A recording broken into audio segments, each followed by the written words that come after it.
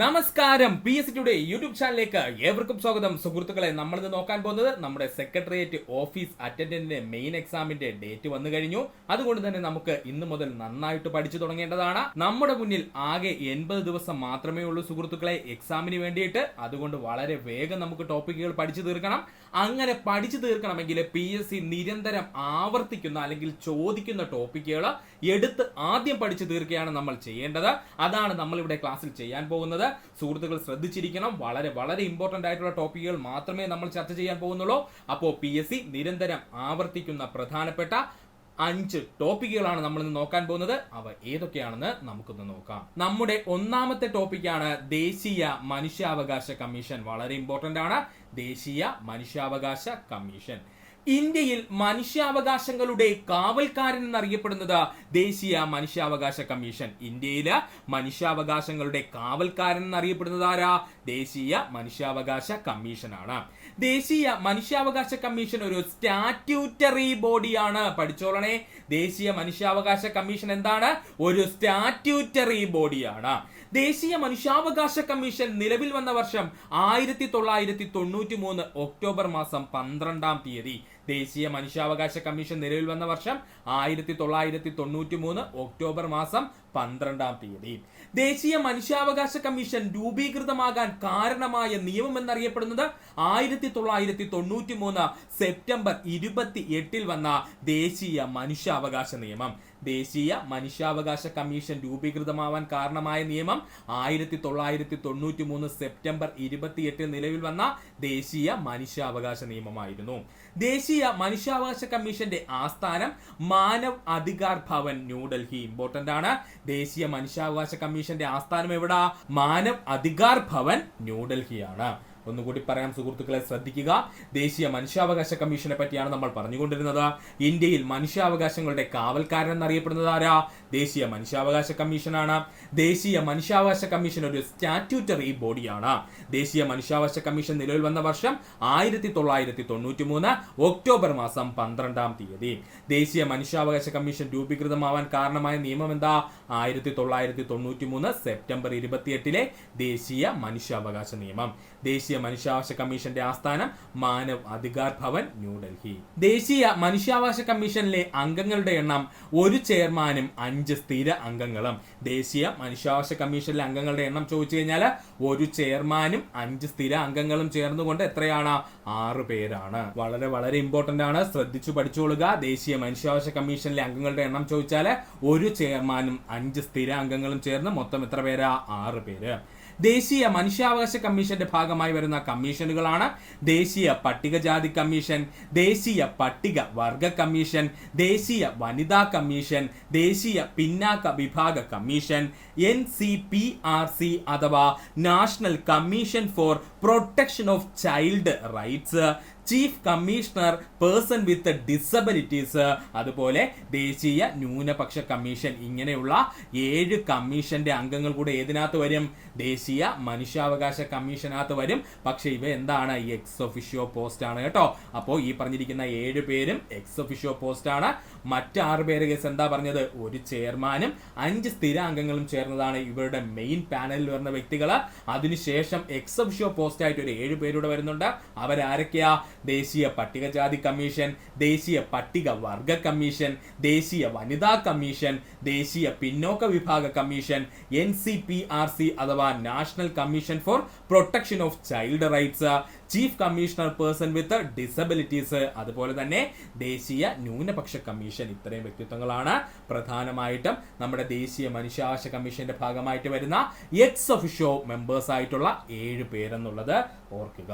ദേശീയ മനുഷ്യാവകാശ കമ്മീഷൻ ചെയർമാനെയും അംഗങ്ങളെയും നിയമിക്കുന്നതും നീക്കം ചെയ്യുന്നതും ആരാ? രാഷ്ട്രപതിയാണ്. ദേശീയ മനുഷ്യാവകാശ കമ്മീഷൻ ചെയർമാനെയും അംഗങ്ങളെയും നിയമിക്കുന്നതും നീക്കം ചെയ്യുന്നതും രാഷ്ട്രപതിയാണ്. ദേശീയ മനുഷ്യാവകാശ കമ്മീഷൻ ചെയർമാന്റെയും അംഗങ്ങളുടെയും കാലാവധി 3 വർഷം അല്ലെങ്കിൽ 70 വയസ്സ് വരെ. വ്യക്തമായിട്ട് ശ്രദ്ധിക്കണേ. ദേശീയ മനുഷ്യാവകാശ കമ്മീഷൻ ചെയർമാന്റെയും അംഗങ്ങളുടെയും കാലാവധി 3 വർഷം അല്ലെങ്കിൽ 70 വയസ്സാണ്. ദേശീയ മനുഷ്യാവകാശ കമ്മീഷൻ ചെയർമാനായിട്ട് വരേണ്ട വ്യക്തി സുപ്രീം കോടതി ചീഫ് ജസ്റ്റിസ് ആയിരുന്ന വ്യക്തിയോ അല്ലെങ്കിൽ സുപ്രീം കോടതിയിൽ ജഡ്ജി ആയിരുന്ന ഒരു വ്യക്തിയോ ആയിരിക്കണം. അദ്ദേഹം വിരമിച്ചതിന് ശേഷം മാത്രമേ ഇവിടെ ദേശീയ മനുഷ്യാവകാശ കമ്മീഷന്റെ ചെയർമാൻ ആകാൻ പറ്റുള്ളൂ. കൺഫ്യൂഷൻ വേണ്ട. ദേശീയ മനുഷ്യാവകാശ കമ്മീഷന്റെ ചെയർമാൻ ആകണമെങ്കിൽ 2 ഗ്രൂപ്പിലുള്ള വ്യക്തിത്വങ്ങൾക്ക് മാത്രമേ പറ്റുള്ളൂ. ഒന്നുകിൽ സുപ്രീം കോടതി ചീഫ് ജസ്റ്റിസ് ആയിട്ട് റിട്ടയർഡ് ആയ വ്യക്തിയായിരിക്കണം, അല്ലെന്നുണ്ടെങ്കിൽ സുപ്രീം കോടതി ജഡ്ജി ആയിട്ടെങ്കിലും റിട്ടയർഡ് ആയ ഒരു വ്യക്തിക്ക് മാത്രമേ ദേശീയ മനുഷ്യാവകാശ കമ്മീഷന്റെ ചെയർമാനായിട്ടിരിക്കാൻ കഴിയുള്ളൂ. അതുകൂടെ ഓർക്കുക. ദേശീയ മനുഷ്യാവകാശ കമ്മീഷനെ തിരഞ്ഞെടുക്കുന്ന സമിതിയിലെ അംഗങ്ങളെയാണ് നമ്മൾ ഇന്ന് നോക്കാൻ പോകുന്നത്. വളരെ ഇമ്പോർട്ടന്റ് ആണ്. ഈ കഴിഞ്ഞ എക്സാമിനും ചോദിച്ചിരുന്നു ദേശീയ മനുഷ്യാവകാശ കമ്മീഷനെ തിരഞ്ഞെടുക്കുവാനുള്ള സമിതിയിലെ അംഗങ്ങൾ. പ്രധാനമന്ത്രി, ലോക്സഭാ സ്പീക്കർ, ലോക്സഭാ പ്രതിപക്ഷ നേതാവ്. ഒരു സെറ്റായി ലോക്സഭാ സ്പീക്കർ വേണം, പ്രധാനമന്ത്രി, ലോക്സഭാ സ്പീക്കർ, ലോക്സഭാ പ്രതിപക്ഷ നേതാവ്. രാജ്യസഭ ഉപാധ്യക്ഷൻ, രാജ്യസഭ പ്രതിപക്ഷ നേതാവ്, കേന്ദ്ര ആഭ്യന്തരമന്ത്രി. ഇങ്ങനെ 6 വ്യക്തിത്വങ്ങൾ ചേർന്നിട്ടാണ് ദേശീയ മനുഷ്യാവകാശ കമ്മീഷനെ തിരഞ്ഞെടുക്കുന്നത്. ഇമ്പോർട്ടന്റ് ആണ്. ദേശീയ മനുഷ്യാവകാശ കമ്മീഷനെ തിരഞ്ഞെടുക്കുന്നത് ആരൊക്കെയാ? പ്രധാനമന്ത്രി ഉണ്ട് ആ പാനലിനകത്ത്, ലോക്സഭ സ്പീക്കർ ഉണ്ട്, ലോക്സഭ പ്രതിപക്ഷ നേതാവ് കാണും, രാജ്യസഭ ഉപാധ്യക്ഷൻ കാണും, രാജ്യസഭയുടെ പ്രതിപക്ഷ നേതാവ് കാണും, കേന്ദ്ര ആഭ്യന്തരമന്ത്രിയും കാണും. ഇത്ര പേരും കൂടെ ചേർന്നിട്ടാണ് ദേശീയ മനുഷ്യാവകാശ കമ്മീഷനെ തിരഞ്ഞെടുക്കുന്നത്. ദേശീയ മനുഷ്യാവകാശ കമ്മീഷനെ തിരഞ്ഞെടുക്കുന്ന കമ്മിറ്റിയിൽ അംഗം അല്ലാത്ത വ്യക്തിത്വം ആരെന്ന് ചോദിച്ചാൽ അത് സുപ്രീം കോടതി ചീഫ് ജസ്റ്റിസ് ആണ്. ഇത് പഠിച്ചങ്ങ് വെച്ചോളനെ. ഒരുപാട് PSC ചോദ്യങ്ങളിൽ ക്വസ്റ്റ്യൻ ആയിട്ട് വന്നിട്ടുള്ളതാണ്. ദേശീയ മനുഷ്യാവകാശ കമ്മീഷനെ തിരഞ്ഞെടുക്കുന്ന കമ്മിറ്റിയിൽ അംഗമല്ലാത്ത വ്യക്തിത്വം ആരെന്ന് ചോദിച്ചു കഴിഞ്ഞാൽ അത് സുപ്രീം കോടതി ചീഫ് ജസ്റ്റിസ് ആണ്. ആരാണ്? സുപ്രീം കോടതി ചീഫ് ജസ്റ്റിസ് ആണ്. പെട്ടെന്ന് നമുക്ക് എക്സാം ഹാളിൽ ഇരിക്കുമ്പോൾ ഡൗട്ട് ഉണ്ടാവും. കാരണം എന്താ? ഈ ഹ്യൂമൻ റൈറ്റ്സ് കമ്മീഷന്റെ ചെയർമാൻ ആയിട്ട് വരുന്നത് നമ്മൾ ഓൾറെഡി പറഞ്ഞു, ഒന്നിലെ സുപ്രീം കോടതി CJയോ അല്ലെന്നുണ്ടെങ്കിൽ ഏതെങ്കിലും ജഡ്ജിമാരോ ആയിരിക്കണമെന്ന്. അത് നമ്മുടെ മനസ്സിൽ ഇരിക്കുന്നതുകൊണ്ട് പെട്ടെന്ന് നമുക്ക് തെറ്റുന്ന പോയിന്റ് ആണ്. അതുകൊണ്ട് ആ പോയിന്റ് ഒന്നുകൂടെ എടുത്തു പറയാം. ദേശീയ മനുഷ്യാവകാശ കമ്മീഷനെ തിരഞ്ഞെടുക്കുന്ന കമ്മിറ്റിയിൽ അംഗമല്ലാത്ത വ്യക്തിത്വമാരെന്ന് ചോദിച്ചാൽ അത് സുപ്രീം കോടതി ചീഫ് ജസ്റ്റിസ് അല്ലെങ്കിൽ ജഡ്ജിമാർക്കും ഇതിനകത്ത് വരാനായിട്ട് അവകാശമില്ല. ദേശീയ മനുഷ്യാവകാശ കമ്മീഷന്റെ ആദ്യത്തെ ചെയർമാനാണ് HL ദത്തു. ദേശീയ മനുഷ്യാവകാശ കമ്മീഷന്റെ ആദ്യത്തെ ചെയർമാൻ ആരാ? HL ദത്തു ആണ്. ദേശീയ മനുഷ്യാവകാശ കമ്മീഷന്റെ ചെയർമാനായ ആദ്യത്തെ മലയാളി ജസ്റ്റിസ് KG ബാലകൃഷ്ണൻ. ദേശീയ മനുഷ്യാവകാശ കമ്മീഷന്റെ ചെയർമാനായ ആദ്യത്തെ മലയാളി ആരാ? ജസ്റ്റിസ് KG ബാലകൃഷ്ണനാണ്. ദേശീയ മനുഷ്യാവകാശ കമ്മീഷനിൽ ഏറ്റവും കൂടുതൽ കാലം അധ്യക്ഷ പദവി വഹിച്ച വ്യക്തിത്വം ജസ്റ്റിസ് KG ബാലകൃഷ്ണനാണ്. Important point. ദേശീയ മനുഷ്യാവകാശ കമ്മീഷനിൽ ഏറ്റവും കൂടുതൽ കാലം അധ്യക്ഷ പദവി വഹിച്ച വ്യക്തിത്വം ആരാ? ജസ്റ്റിസ് KG ബാലകൃഷ്ണനാണ്. ദേശീയ മനുഷ്യാവകാശ കമ്മീഷന്റെ ആദ്യത്തെ ആക്ടിംഗ് ചെയർമാൻ എന്നറിയപ്പെടുന്നത് ജസ്റ്റിസ് ശിവരാജ് V പാട്ടീലാണ്. പഠിച്ചോളണേ. ദേശീയ മനുഷ്യാവകാശ കമ്മീഷന്റെ ആദ്യത്തെ ആക്ടിംഗ് ചെയർമാൻ ആരായിരുന്നു? ജസ്റ്റിസ് ശിവരാജ് V പാട്ടീലായിരുന്നു. ഇപ്പോഴത്തെ ദേശീയ മനുഷ്യാവകാശ commission chairman justice B Ramasubramanian. നമ്മുടെ ദേശീയ മനുഷ്യാവകാശ കമ്മീഷൻ 2024 ഡിസംബറോടുകൂടി മാറിയിരുന്നു. ഇപ്പോഴത്തെ നമ്മുടെ ദേശീയ മനുഷ്യാവകാശ കമ്മീഷൻ ചെയർമാൻ ആരാ? ജസ്റ്റിസ് V രാമസുബ്രഹ്മണ്യമാണ്. ജസ്റ്റിസ് V രാമസുബ്രഹ്മണ്യനാണ്. പഠിക്കുന്നത്. ദേശീയ മനുഷ്യാവകാശ കമ്മീഷന്റെ ഇപ്പോഴത്തെ സെക്രട്ടറി ജനറൽ ഭരത് ലാൽ ആണ്. ദേശീയ മനുഷ്യാവകാശ കമ്മീഷന്റെ ഇപ്പോഴത്തെ സെക്രട്ടറി ജനറൽ ആരാ? ഭരത് ലാൽ ആണ്. ദേശീയ മനുഷ്യാവകാശ കമ്മീഷന്റെ ആദ്യത്തെ സെക്രട്ടറി ജനറൽ ആയത് RV പിള്ളയാണ്. ഇദ്ദേഹം മലയാളിയായ ഒരു വ്യക്തിയാണ്. അതുകൊണ്ട് ഈ ഭാഗത്ത് നിന്നൊരു ചോദ്യം നമുക്ക് പ്രതീക്ഷിക്കാം. ദേശീയ മനുഷ്യാവകാശ കമ്മീഷന്റെ ആദ്യത്തെ സെക്രട്ടറി ജനറൽ ആയ വ്യക്തിത്വം ആരെന്ന് ചോദിച്ചാൽ അത് RV പിള്ളയാണ്. ഇദ്ദേഹം ഒരു മലയാളിയാണ്. അതുകൊണ്ട് തന്നെ ഈ ഒരു ചോദ്യം നമുക്ക് പ്രതീക്ഷിക്കാം. ദേശീയ മനുഷ്യാവകാശ കമ്മീഷൻ ജനറൽ സെക്രട്ടറി ആകുന്ന രണ്ടാമത്തെ മലയാളി PSS തോമസ് ആണ്. ദേശീയ മനുഷ്യാവകാശ കമ്മീഷന്റെ ജനറൽ സെക്രട്ടറി ആകുന്ന രണ്ടാമത്തെ മലയാളി ആരാ? PSS തോമസ് ആണ്. പേരൊന്നുകൂടി പറയാം, എന്താണ്? PSS തോമസ് ആണ്. പഠിക്കുക. ഇനി നമുക്ക് നോക്കുവാനുള്ളത് ദേശീയ മനുഷ്യാവകാശ കമ്മീഷന്റെ ചുമതലകളാണ്. നമ്മുടെ ടെക്സ്റ്റ് ബുക്കിൽ വളരെ വ്യക്തമായിട്ട് പറഞ്ഞിരിക്കുന്ന ഒരു ടോപ്പിക്കാണ് ദേശീയ മനുഷ്യാവകാശ കമ്മീഷന്റെ ചുമതലകൾ. മനുഷ്യാവകാശ ലംഘനവുമായി ബന്ധപ്പെട്ട പരാതികൾക്ക് മേൽ അന്വേഷണം നടത്തുക. ഒന്നാമത്തെ ദേശീയ മനുഷ്യാവകാശ കമ്മീഷന്റെ ചുമതല എന്താ? മനുഷ്യാവകാശ ലംഘനവുമായി ബന്ധപ്പെട്ട പരാതികൾക്ക് മേൽ അന്വേഷണം നടത്തുക. ജയിലുകളും മറ്റും സന്ദർശിച്ച് അന്തേവാസികളുടെ ജീവിത സൗകര്യം പഠിച്ച് ശുപാർശ നൽകുക. ജയിലുകളും മറ്റും സന്ദർശിച്ച് അന്തേവാസികളുടെ ജീവിത സൗകര്യം പഠിച്ച് ശുപാർശ നൽകുക. മനുഷ്യാവകാശ സംരക്ഷണത്തിന് ഫലപ്രദമായ നിർദ്ദേശങ്ങൾ നൽകുക. മനുഷ്യാവകാശ സംരക്ഷണത്തിന് ഫലപ്രദമായ നിർദ്ദേശങ്ങൾ നൽകുക. മനുഷ്യാവകാശ രംഗത്ത് പ്രവർത്തിക്കുന്ന സന്നദ്ധ സംഘടനകളെ പരിപോഷിപ്പിക്കുക. മനുഷ്യാവകാശ രംഗത്ത് പ്രവർത്തിക്കുന്ന സന്നദ്ധ സംഘടനകളെ പരിപോഷിപ്പിക്കുക. ഒന്നുകൂടി പറയാം, ശ്രദ്ധിക്കുക. ദേശീയ മനുഷ്യാവകാശ കമ്മീഷന്റെ ചുമതലകളാണ് നമ്മൾ പറഞ്ഞുകൊണ്ടിരുന്നത്. മനുഷ്യാവകാശ ലംഘനവുമായി ബന്ധപ്പെട്ട പരാതികൾക്ക് മേൽ അന്വേഷണം നടത്തുക. ജയിലുകളും മറ്റും സന്ദർശിച്ച് അന്തേവാസികളുടെ ജീവിത സൗകര്യം പഠിച്ച് ശുപാർശകൾ നൽകുക. മനുഷ്യാവകാശ സംരക്ഷണത്തിന് ഫലപ്രദമായ നിർദ്ദേശങ്ങൾ നൽകുക. മനുഷ്യാവകാശ രംഗത്ത് പ്രവർത്തിക്കുന്ന സന്നദ്ധ സംഘടനകളെ പരിപോഷിപ്പിക്കുക. നമ്മുടെ രണ്ടാമത്തെ ടോപ്പിക്കാണ് കഥാപാത്രങ്ങളും കൃതികളും. കേൾക്കുമ്പോൾ നമ്മൾ വിചാരിക്കും ഇതൊക്കെ ചോദിക്കുമെന്ന്, പക്ഷെ വളരെ വളരെ ഇമ്പോർട്ടന്റ് ആണ്. കഥാപാത്രങ്ങളും കൃതികളും 2021 മുതൽ 10th ലെവലിന്റെ മെയിൻസ് നോക്കിക്കഴിഞ്ഞാൽ സുഹൃത്തുക്കൾക്ക് കാണാം, ഒരു ചോദ്യമെങ്കിലും കഥാപാത്രങ്ങളും കൃതികളുമായി ബന്ധപ്പെട്ട് ചോദിക്കാറുണ്ട്. അതുകൊണ്ട് ഈ ടോപ്പിക് ഇവിടെ വെച്ചങ്ങ് പഠിച്ച് തീർക്കണം. നമ്മൾ വളരെ ഇമ്പോർട്ടന്റ് ആണ്. PSC ഇതുവരെ ആവർത്തിച്ചുള്ള മുഴുവൻ കഥാപാത്രങ്ങളും അവ ഏത് കൃതികളിലുള്ളതാണെന്നും നമ്മളിവിടെ പഠിക്കാൻ പോവുകയാണ്. അപ്പോൾ നമുക്ക് നോക്കാം കഥാപാത്രങ്ങളും കൃതികളും. ആദ്യത്തെ കഥാപാത്രമാണ് ഭീമൻ. ഭീമൻ ഏതാ? 2ാം ഊഴത്തിലാണ് കേട്ടോ. ആദ്യത്തെ കഥാപാത്രം ഏതാണ്? ഭീമനാണ്. ഭീമനുള്ളത് 2ാം ഊഴത്തിലാണ്. ചെമ്പൻ കുഞ്ഞ്, കറുത്തമ്മ, പളനി, പരീക്കുട്ടി, ചെമ്മീൻ. ചെമ്പൻ കുഞ്ഞ്, കറുത്തമ്മ, പളനി, പരീക്കുട്ടി എന്നീ കഥാപാത്രങ്ങളുള്ളത് ഏത് കൃതിയിലാ? ചെമ്മീനിലാണ്. മദനൻ, ചന്ദ്രിക, രമണൻ. മദനൻ, ചന്ദ്രിക എന്നീ കഥാപാത്രങ്ങളുള്ളത് കൃതി ഏതാ? രമണനാണ്. ചെല്ലപ്പൻ എന്ന കഥാപാത്രമുള്ളത് അനുഭവങ്ങൾ പാളിച്ചകൾ എന്ന കൃതിയിലാണ്.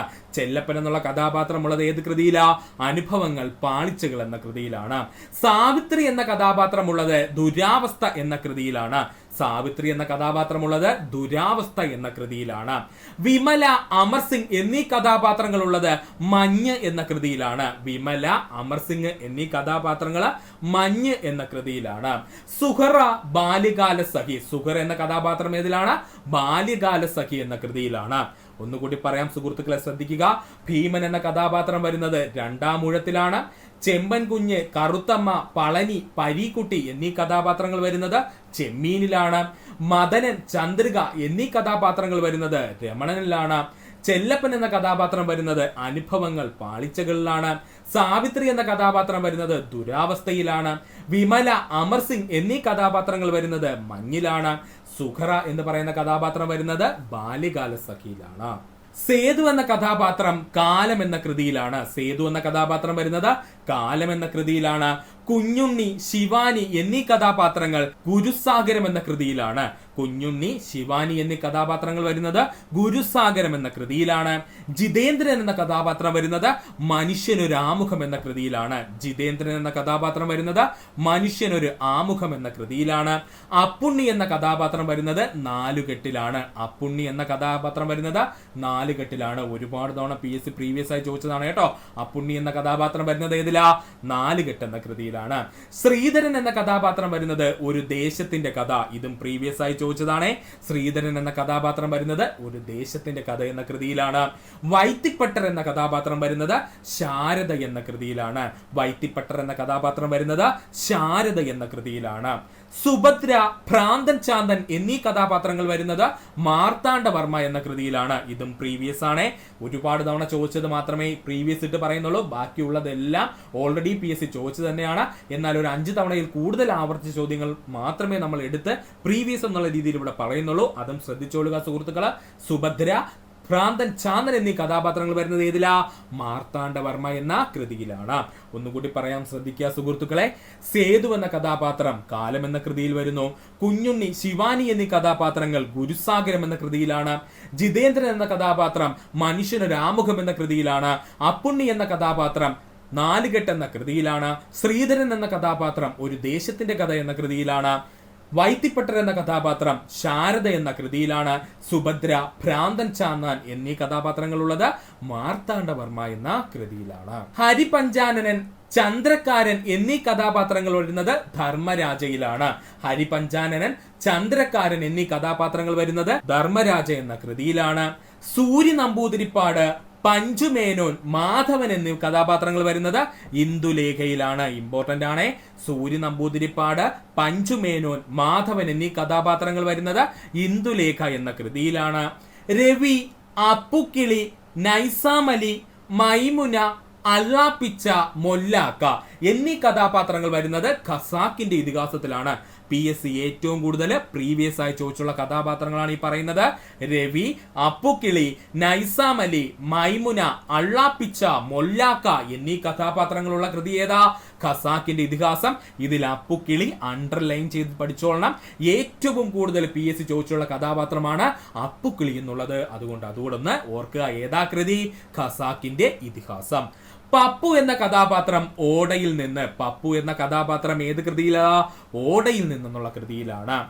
ദാസൻ എന്ന കഥാപാത്രം മയ്യഴിപ്പുഴയുടെ തീരങ്ങളിൽ എന്ന കൃതിയിൽ നിന്നുമാണ്. കുന്ദൻ എന്ന കഥാപാത്രം എവിടെയാ സുഹൃത്തുക്കളെ? മരുഭൂമികൾ ഉണ്ടാകുന്നു എന്ന കൃതിയിലാണ്. ഗോവിന്ദൻ കുട്ടി എന്ന കഥാപാത്രം വരുന്നത് അസുരവിത്ത് എന്ന കൃതിയിലാണ്. ഗോവിന്ദൻ കുട്ടി എന്ന കഥാപാത്രം വരുന്നത് അസുരവിത്ത് എന്ന കൃതിയിലാണ്. ഒന്നുകൂടി പറയാം, ശ്രദ്ധിക്കുക. ഹരിപഞ്ചാനനൻ, ചന്ദ്രക്കാരൻ എന്നീ കഥാപാത്രങ്ങൾ വരുന്നത് ധർമ്മരാജ എന്ന കൃതിയിലാണ്. സൂര്യ നമ്പൂതിരിപ്പാട്, പഞ്ചുമേനോൻ, മാധവൻ എന്നീ കഥാപാത്രങ്ങൾ വരുന്നത് ഇന്ദുലേഖ എന്ന കൃതിയിലാണ്. രവി, അപ്പുക്കിളി, നൈസാമലി, മൈമുന, അള്ളാപ്പിച്ച, മൊല്ലാക്ക എന്നീ കഥാപാത്രങ്ങൾ വരുന്നത് ഖസാക്കിന്റെ ഇതിഹാസം എന്ന കൃതിയിലാണ്. പപ്പു എന്ന കഥാപാത്രം ഓടയിൽ നിന്നുള്ള കൃതിയിലാണ്. ദാസൻ എന്ന കഥാപാത്രം വരുന്നത് മയ്യഴിപ്പുഴയുടെ തീരങ്ങളിലാണ്. കുന്ദൻ എന്ന കഥാപാത്രമാണെങ്കിൽ അത് മരുഭൂമികൾ ഉണ്ടാകുന്നു എന്ന കൃതിയിലാണ്. ഗോവിന്ദൻ കുട്ടി എന്ന കഥാപാത്രം വരുന്നത് അസുരവിത്ത് എന്ന കൃതിയിലാണ്. ഓർക്കുക. പൂയില്യൻ എന്ന കഥാപാത്രം വരുന്നത് പരിണാമം എന്ന കൃതിയിലാണ്. പൂയില്യനും എന്ന കഥാപാത്രം വരുന്നത് പരിണാമം എന്ന കൃതിയിലാണ്. ഭ്രാന്തൻ, വേലായുധൻ എന്ന കഥാപാത്രം വരുന്നത് ഇരുട്ടിന്റെ ആത്മാവ് എന്ന കൃതിയിലാണ്. ഭ്രാന്തൻ, വേലായുധൻ എന്ന കഥാപാത്രം വരുന്നത് ഇരുട്ടിന്റെ ആത്മാവ് എന്ന കൃതിയിലാണ്. മല്ലൻ, മാര എന്നീ കഥാപാത്രങ്ങൾ വരുന്നത് നെല്ല് എന്നുള്ള കൃതിയിലാണ്. വീണ്ടും വന്നിരിക്കുന്നു പ്രീവിയസ് ക്വസ്റ്റ്യൻ. മല്ലൻ, മാര എന്നീ കഥാപാത്രങ്ങൾ വരുന്നത് നെല്ല് എന്ന കൃതിയിലാണ്. ചുടലമുത്തു എന്ന കഥാപാത്രം വരുന്നത് തോട്ടിയുടെ മകൻ. വീണ്ടും വന്നിരിക്കുന്നു പ്രീവിയസ് ക്വസ്റ്റ്യൻ. ചുടലമുത്തു എന്ന കഥാപാത്രം വരുന്ന കൃതി ഏതാ? തോട്ടിയുടെ മകനിലാണ്. വെള്ളായിയപ്പൻ കടൽ തീരത്ത് എന്നുള്ള കൃതിയിൽ വരുന്നു. വെള്ളായിയപ്പൻ എന്ന കഥാപാത്രം എവിടെയാ വരുന്നത്? കടൽ തീരത്ത് എന്നുള്ള കൃതിയിൽ. ഇതും പ്രീവിയസ് ആണ്, ഓർക്കുക. കോരൻ, ചിതുര, ചാത്തൻ എന്നീ കഥാപാത്രങ്ങൾ വരുന്നത് രണ്ടിടങ്ങഴി എന്ന കൃതിയിലാണ്. കോരൻ, ചിരുത, ചാത്തൻ എന്നീ കഥാപാത്രങ്ങൾ വരുന്നത് രണ്ടിടങ്ങഴി എന്ന കൃതിയിലാണ്. രാമൻ നായർ, തോമ എന്നീ കഥാപാത്രങ്ങൾ വരുന്നത് ആനവാരിയും പൊൻകുരിശും എന്ന കൃതിയില്. രാമൻ നായർ, തോമ എന്നീ കഥാപാത്രങ്ങൾ വരുന്നത് എവിടെയാ? ആനവാരിയും പൊൻകുരിശും എന്ന കൃതിയിലാണ്. ഓർക്കുക. ഒന്നുകൂടി പറയാം. പൂയില്യൻ എന്ന കഥാപാത്രം വരുന്നത് പരിണാമം എന്ന കൃതിയിലാണ്. ഭ്രാന്തൻ, വേലായുധൻ എന്ന കഥാപാത്രം വരുന്നത് ഇരുട്ടിന്റെ ആത്മാവ് എന്ന കൃതിയിലാണ്. മല്ലൻ, മാര എന്നീ കഥാപാത്രങ്ങൾ വരുന്നത് നെല്ല് എന്ന കൃതിയിലാണ്. ചുടലമുത്തു എന്ന കഥാപാത്രം വരുന്നത് തോട്ടിയുടെ മകൻ എന്ന കൃതിയിലാണ്. വെള്ളായിയപ്പൻ എന്ന കഥാപാത്രം വരുന്നത് കടൽ തീരത്തെന്നുള്ള കൃതിയിലാണ്. കോരൻ, ചിരുത, ചാത്തൻ എന്നീ കഥാപാത്രങ്ങൾ വരുന്നത് രണ്ടിടങ്ങഴി എന്നുള്ള കൃതിയിലാണ്.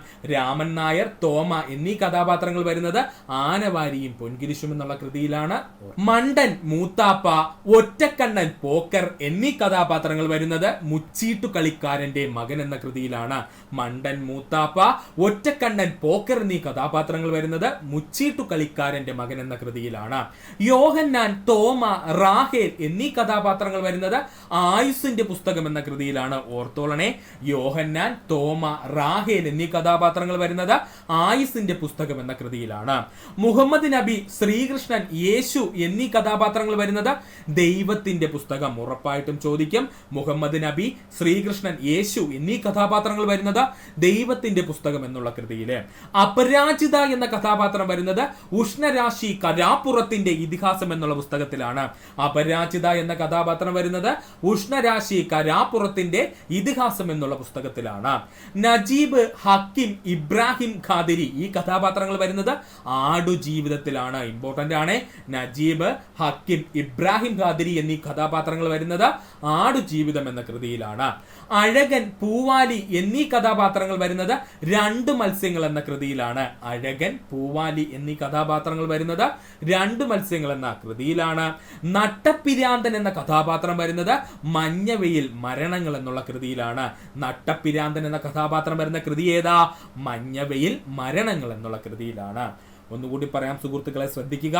മണ്ടൻ, മൂത്താപ്പ, ഒറ്റക്കണ്ണൻ, പോക്കർ എന്നീ കഥാപാത്രങ്ങൾ വരുന്ന കൃതി ഏതാ? മുച്ചീട്ടു കളിക്കാരന്റെ മകൻ. യോഹന്നാൻ, തോമ, റാഹേൽ എന്നീ കഥാപാത്രങ്ങൾ വരുന്ന കൃതി ഏതാ? ആയുസിന്റെ പുസ്തകം എന്ന കൃതിയാണ്. മുഹമ്മദ് നബി, ശ്രീകൃഷ്ണൻ, യേശു എന്നീ കഥാപാത്രങ്ങൾ വരുന്ന കൃതി ഏതാ? ദൈവത്തിന്റെ പുസ്തകം എന്ന കൃതിയിലാണ്. അപരാജിത എന്ന കഥാപാത്രം വരുന്നത് ഉഷ്ണരാശി കരാപ്പുറത്തിന്റെ ഇതിഹാസം എന്ന കൃതിയിലാണ്. നജീബ്, ഹക്കിം, ഇബ്രാഹിം ഖാദിരി എന്നീ കഥാപാത്രങ്ങൾ വരുന്നത് ആടുജീവിതം എന്ന കൃതിയിലാണ്. അഴകൻ, പൂവാലി തുടങ്ങിയ കഥാപാത്രങ്ങൾ വരുന്നത് രണ്ടു മത്സ്യങ്ങൾ എന്ന കൃതിയിലാണ്.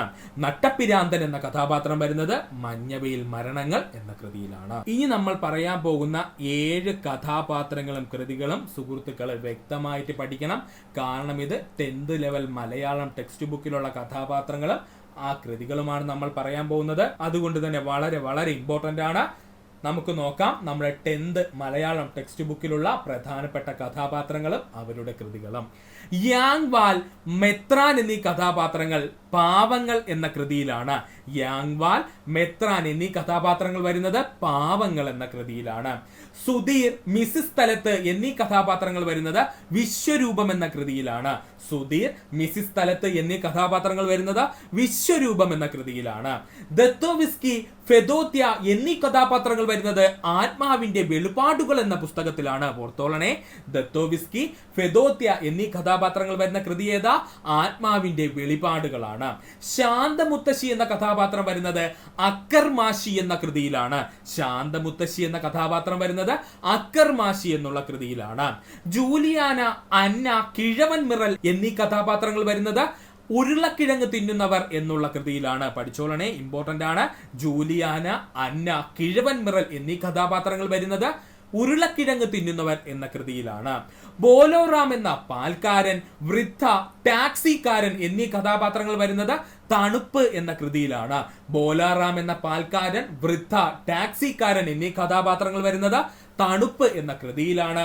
ഡോക്ടർ, കുട്ടിയാന എന്നീ കഥാപാത്രങ്ങൾ വരുന്നത് ആന ഡോക്ടർ എന്നുള്ള കൃതിയിലാണ്. ഡോക്ടർ, കുട്ടിയാന എന്നീ കഥാപാത്രങ്ങൾ വരുന്നത് ആന ഡോക്ടർ എന്നുള്ള കൃതിയിലാണ്. വളരെ വളരെ ഇമ്പോർട്ടന്റ് ആണ്. ഒന്നുകൂടെ പറയാം സുഹൃത്തുക്കളെ, നമ്മുടെ 10th ലെവല് മലയാളം ടെക്സ്റ്റ് ബുക്കിൽ പറഞ്ഞിരിക്കുന്ന കൃതികളിലെ പ്രധാന കഥാപാത്രങ്ങളെയാണ് നമ്മൾ നോക്കാൻ പോകുന്നത്. ഒന്നുകൂടി പറയാം. യാങ് വാൽ, മെത്രാൻ എന്നീ കഥാപാത്രങ്ങൾ പാവങ്ങൾ എന്നുള്ള കൃതിയിൽ നിന്നുമാണ്. സുധീർ, മിസിസ് സ്ഥലത്ത് എന്നീ കഥാപാത്രങ്ങൾ വിശ്വരൂപം എന്നുള്ള കൃതിയിൽ നിന്നുമാണ്. ദത്തോവിസ്കി, ഫെദോത്യ എന്നീ കഥാപാത്രങ്ങൾ ആത്മാവിന്റെ വെളിപാടുകൾ എന്നുള്ള പുസ്തകത്തിൽ നിന്നുമാണ്, അല്ലെങ്കിൽ കൃതിയിൽ നിന്നുമാണ്. ശാന്തമുത്തശ്ശി എന്ന കഥാപാത്രം അക്കർമാശി എന്ന കൃതിയിൽ വരുന്നു. ജൂലിയാന, അന്ന, കിഴവൻ മിറൽ എന്നീ കഥാപാത്രങ്ങൾ ഉരുളക്കിഴങ്ങ് തിന്നുന്നവർ എന്ന കൃതിയിൽ വരുന്നു. ബോലോറാം എന്ന പാൽക്കാരൻ, വൃദ്ധ, ടാക്സിക്കാരൻ എന്നീ കഥാപാത്രങ്ങൾ വരുന്നത് തണുപ്പെന്ന കൃതിയിലാണ്.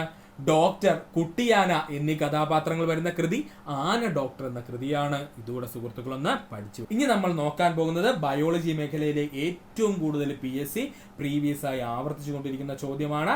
കണ്ണിനെ ബാധിക്കുന്ന പ്രധാന രോഗങ്ങൾ.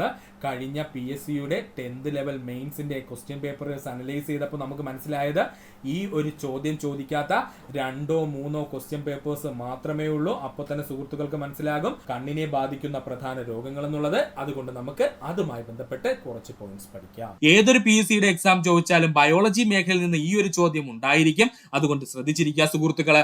ആദ്യമായി പഠിക്കാനുള്ളതാണ് ഹ്രസ്വദൃഷ്ടി.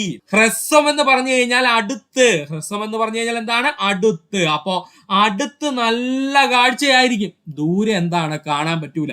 രണ്ടും കൂടെ പഠിച്ച് കൺഫ്യൂഷൻ ആക്കി വെക്കരുത് സുഹൃത്തുക്കളെ. ഹ്രസ്വദൃഷ്ടി എന്ന് പറഞ്ഞു കഴിഞ്ഞാൽ അകലെയുള്ള വസ്തുവിനെ കാണാൻ കഴിയാത്ത അവസ്ഥയാണ്. അകലെയുള്ള വസ്തുവിനെ കാണാൻ കഴിയാത്ത അവസ്ഥ അറിയപ്പെടുന്ന പേരാണ് ഹ്രസ്വദൃഷ്ടി. ഹ്രസ്വം എന്ന് പറഞ്ഞു കഴിഞ്ഞാൽ അടുത്ത്, ദൃഷ്ടി എന്ന് വെച്ച് കഴിഞ്ഞാൽ കാണാൻ കഴിയും, അടുത്തുള്ളത് കാണാൻ കഴിയും. പിന്നെ അത് രണ്ടാമത് ഒന്നുകൂടെ പഠിച്ച് നമ്മൾ കൺഫ്യൂഷൻ ആക്കണോ? വേണ്ട. ഹ്രസ്വദൃഷ്ടി എന്ന് പറഞ്ഞു കഴിഞ്ഞാൽ അകലെയുള്ള വസ്തുവിനെ നമുക്ക് കാണാൻ കഴിയില്ല, അടുത്തുള്ള വസ്തുവിനെ നമുക്ക് കാണാൻ കഴിയും. കാരണം ഹ്രസ്വദൃഷ്ടി എന്ന് പറഞ്ഞു കഴിഞ്ഞാൽ അതിനകത്ത് തന്നെ ഉണ്ട് അടുത്തുള്ള വസ്തുവിനെ കാണാൻ കഴിയുമെന്ന്. നേത്രത്തിന്റെ നീളം വർദ്ധിക്കുന്നത് മൂലമുണ്ടാകുന്ന നേത്രവൈകല്യമാണ് ഹ്രസ്വദൃഷ്ടി. പഠിച്ചോളുക. നേത്രത്തിന്റെ നീളം വർദ്ധിക്കുന്നത് കൊണ്ടുണ്ടാകുന്ന നേത്ര വൈകല്യം അറിയപ്പെടുന്ന പേരാണ് ഹ്രസ്വദൃഷ്ടി. പ്രതിബിംബം റെറ്റിനയ്ക്ക് മുന്നിലായിരിക്കും. പ്രതിബിംബം എവിടെയായിരിക്കും? റെറ്റിനയ്ക്ക് മുന്നിലായിരിക്കും. കോൺകേവ് ലെൻസ് ഉപയോഗിച്ച് ഈ രോഗം പരിഹരിക്കാൻ കഴിയും, അല്ലെങ്കിൽ ഈ വൈകല്യം പരിഹരിക്കാൻ കഴിയും. ഏത് ലെൻസാണ്? കോൺകേവ് ലെൻസ് ഉപയോഗിച്ചാണ് ഈ രോഗം പരിഹരിക്കുന്നത്. സിമ്പിൾ ആയിട്ട് പറഞ്ഞുതരാം സുഹൃത്തുക്കളെ. കേവ് നമ്മൾ ഈ കേവിനെന്ന് വെച്ച് കഴിഞ്ഞാൽ ഗുഹ. ഈ ഗുഹയ്ക്ക് അകത്തോട്ട് നോക്കിയാൽ നമുക്ക് എന്തായിരിക്കും അവസ്ഥ? ഗുഹയോട് ചേർന്ന് കിടക്കുന്ന ഭാഗങ്ങൾ മാത്രം നമുക്ക് കാണാൻ പറ്റും അല്ലെ? അവിടെ നിന്ന് ഉള്ളിലോട്ട് അല്ലെങ്കിൽ അകലെയുള്ള വസ്തുക്കൾ നമുക്ക് കാണാൻ പറ്റുമോ? ഇല്ല. അപ്പോ ഏത് ലെൻസാണ് ഹ്രസ്വദൃഷ്ടിക്ക് ഉപയോഗിക്കുന്നത്? Concave lens. മറക്കല്ലേ. കേവിനകത്തോട്ട് നമ്മൾ നോക്കിക്കഴിഞ്ഞാൽ അവിടെ അടുത്തുള്ള വസ്തുക്കളെ മാത്രമേ നമുക്ക് കാണാൻ പറ്റുള്ളൂ. ഉള്ളിലോട്ടുള്ള അല്ലെങ്കിൽ ഗുഹയ്ക്ക് ഉള്ളിലോട്ടുള്ള വസ്തുക്കൾ നമ്മൾ എത്തി നോക്കിയാൽ കാണാൻ പറ്റുമോ? ഇല്ല. അതുകൊണ്ട് ഹ്രസ്വദൃഷ്ടി പരിഹരിക്കാൻ ഉപയോഗിക്കുന്ന ലെൻസ് എന്ന് ചോദിച്ചാൽ കോൺകേവ് ലെൻസ് ആണ്. പഠിച്ചു വെക്കുക. അടുത്തതായി നമുക്ക് പഠിക്കാനുള്ളതാണ് ദീർഘദൃഷ്ടി. ഇവന്മാര് തമ്മിലാണ് അങ്ങോട്ടും ഇങ്ങോട്ടും കൺഫ്യൂഷൻ ആവുന്നത്. ദീർഘദൃഷ്ടി. ദീർഘ എന്ന് വെച്ച് കഴിഞ്ഞാൽ ദൂരെ, ദീർഘം എന്ന് വെച്ച് കഴിഞ്ഞാൽ ദൂരെ, ദൃഷ്ടി എന്ന് വെച്ച് കഴിഞ്ഞാൽ കാഴ്ച. ദൂരെ കാഴ്ച കാണാം, ദൂരെയുള്ള വസ്തുക്കളുടെ കാഴ്ച നമുക്ക് ലഭിക്കും. പക്ഷെ അടുത്തുള്ള വസ്തുക്കളെ കാണാൻ പറ്റൂല. അപ്പൊ പിന്നെ രണ്ടും കൂടെ പഠിച്ച് കൺഫ്യൂഷൻ ആക്കണോ? വേണ്ട. അടുത്തുള്ള വസ്തുക്കളെ കാണാൻ കഴിയാത്ത കണ്ണിന്റെ അവസ്ഥ അറിയപ്പെടുന്ന പേരാണ് ദീർഘദൃഷ്ടി. ദീർഘം എന്ന് വെച്ചാൽ ദൂരെ, ദൃഷ്ടി എന്ന് പറഞ്ഞു കഴിഞ്ഞാൽ കാണാൻ കഴിയും, ദൂരെയുള്ള വസ്തുക്കളെ കാണാൻ കഴിയും. അത് നമ്മുടെ ക്വസ്റ്റ്യനിൽ തന്നെയുണ്ട്.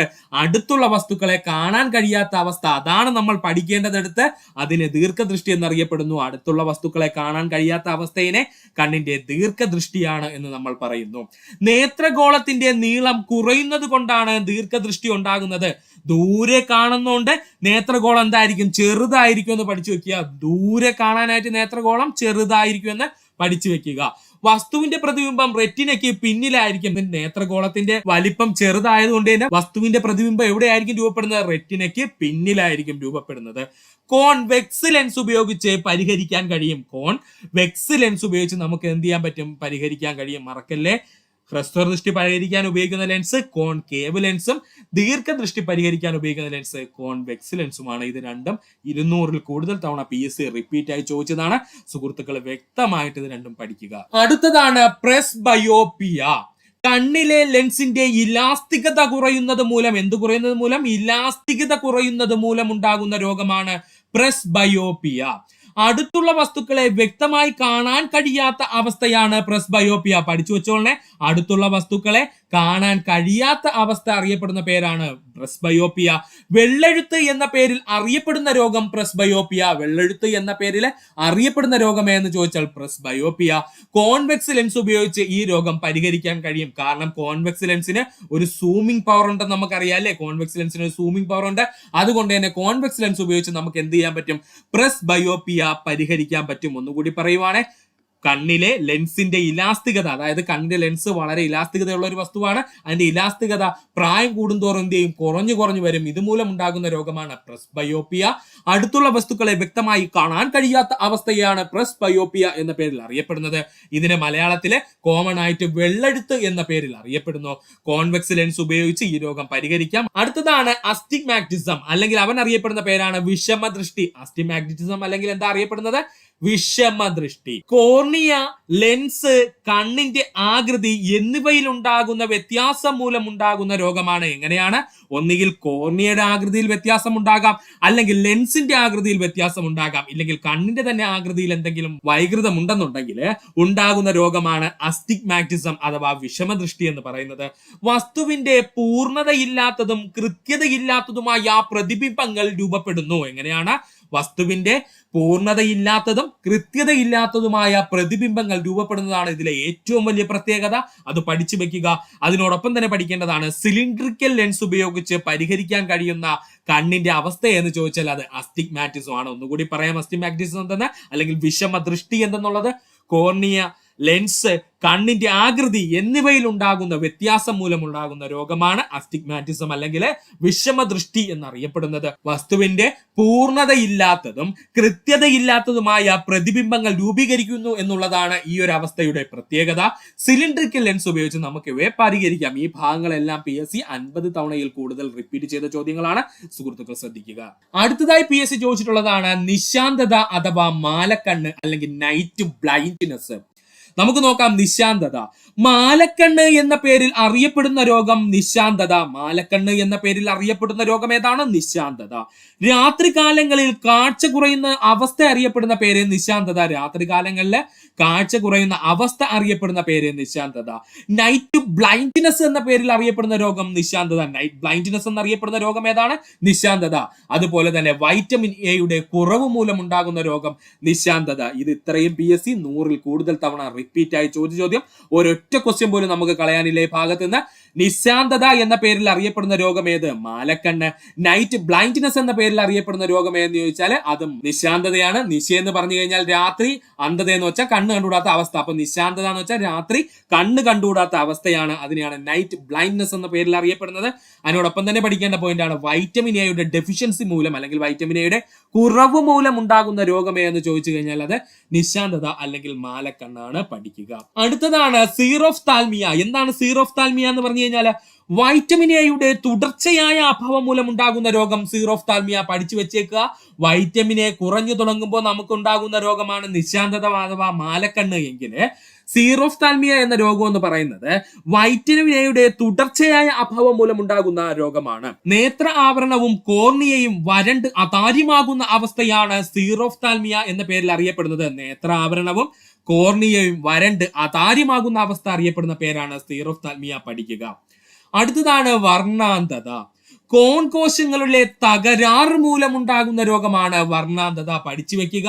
കോൺകോശങ്ങളിലെ തകരാറ് മൂലമുണ്ടാകുന്ന രോഗമാണ് വർണ്ണാന്ധത. കാരണം എന്താണ്? വർണ്ണങ്ങൾ, നിറങ്ങൾ കാണാൻ സഹായിക്കുന്നത് ആരാണ്? കോൺകോശങ്ങളാണ്. അതുകൊണ്ട് തന്നെ വർണ്ണാന്ധത ഏത് കോശങ്ങൾക്കുണ്ടാകുന്ന തകരാറെന്ന് PSC ചോദിച്ചിട്ടുണ്ട്. ഉത്തരം എന്താണ്? കോൺകോശങ്ങൾക്കുണ്ടാകുന്ന തകരാറ്.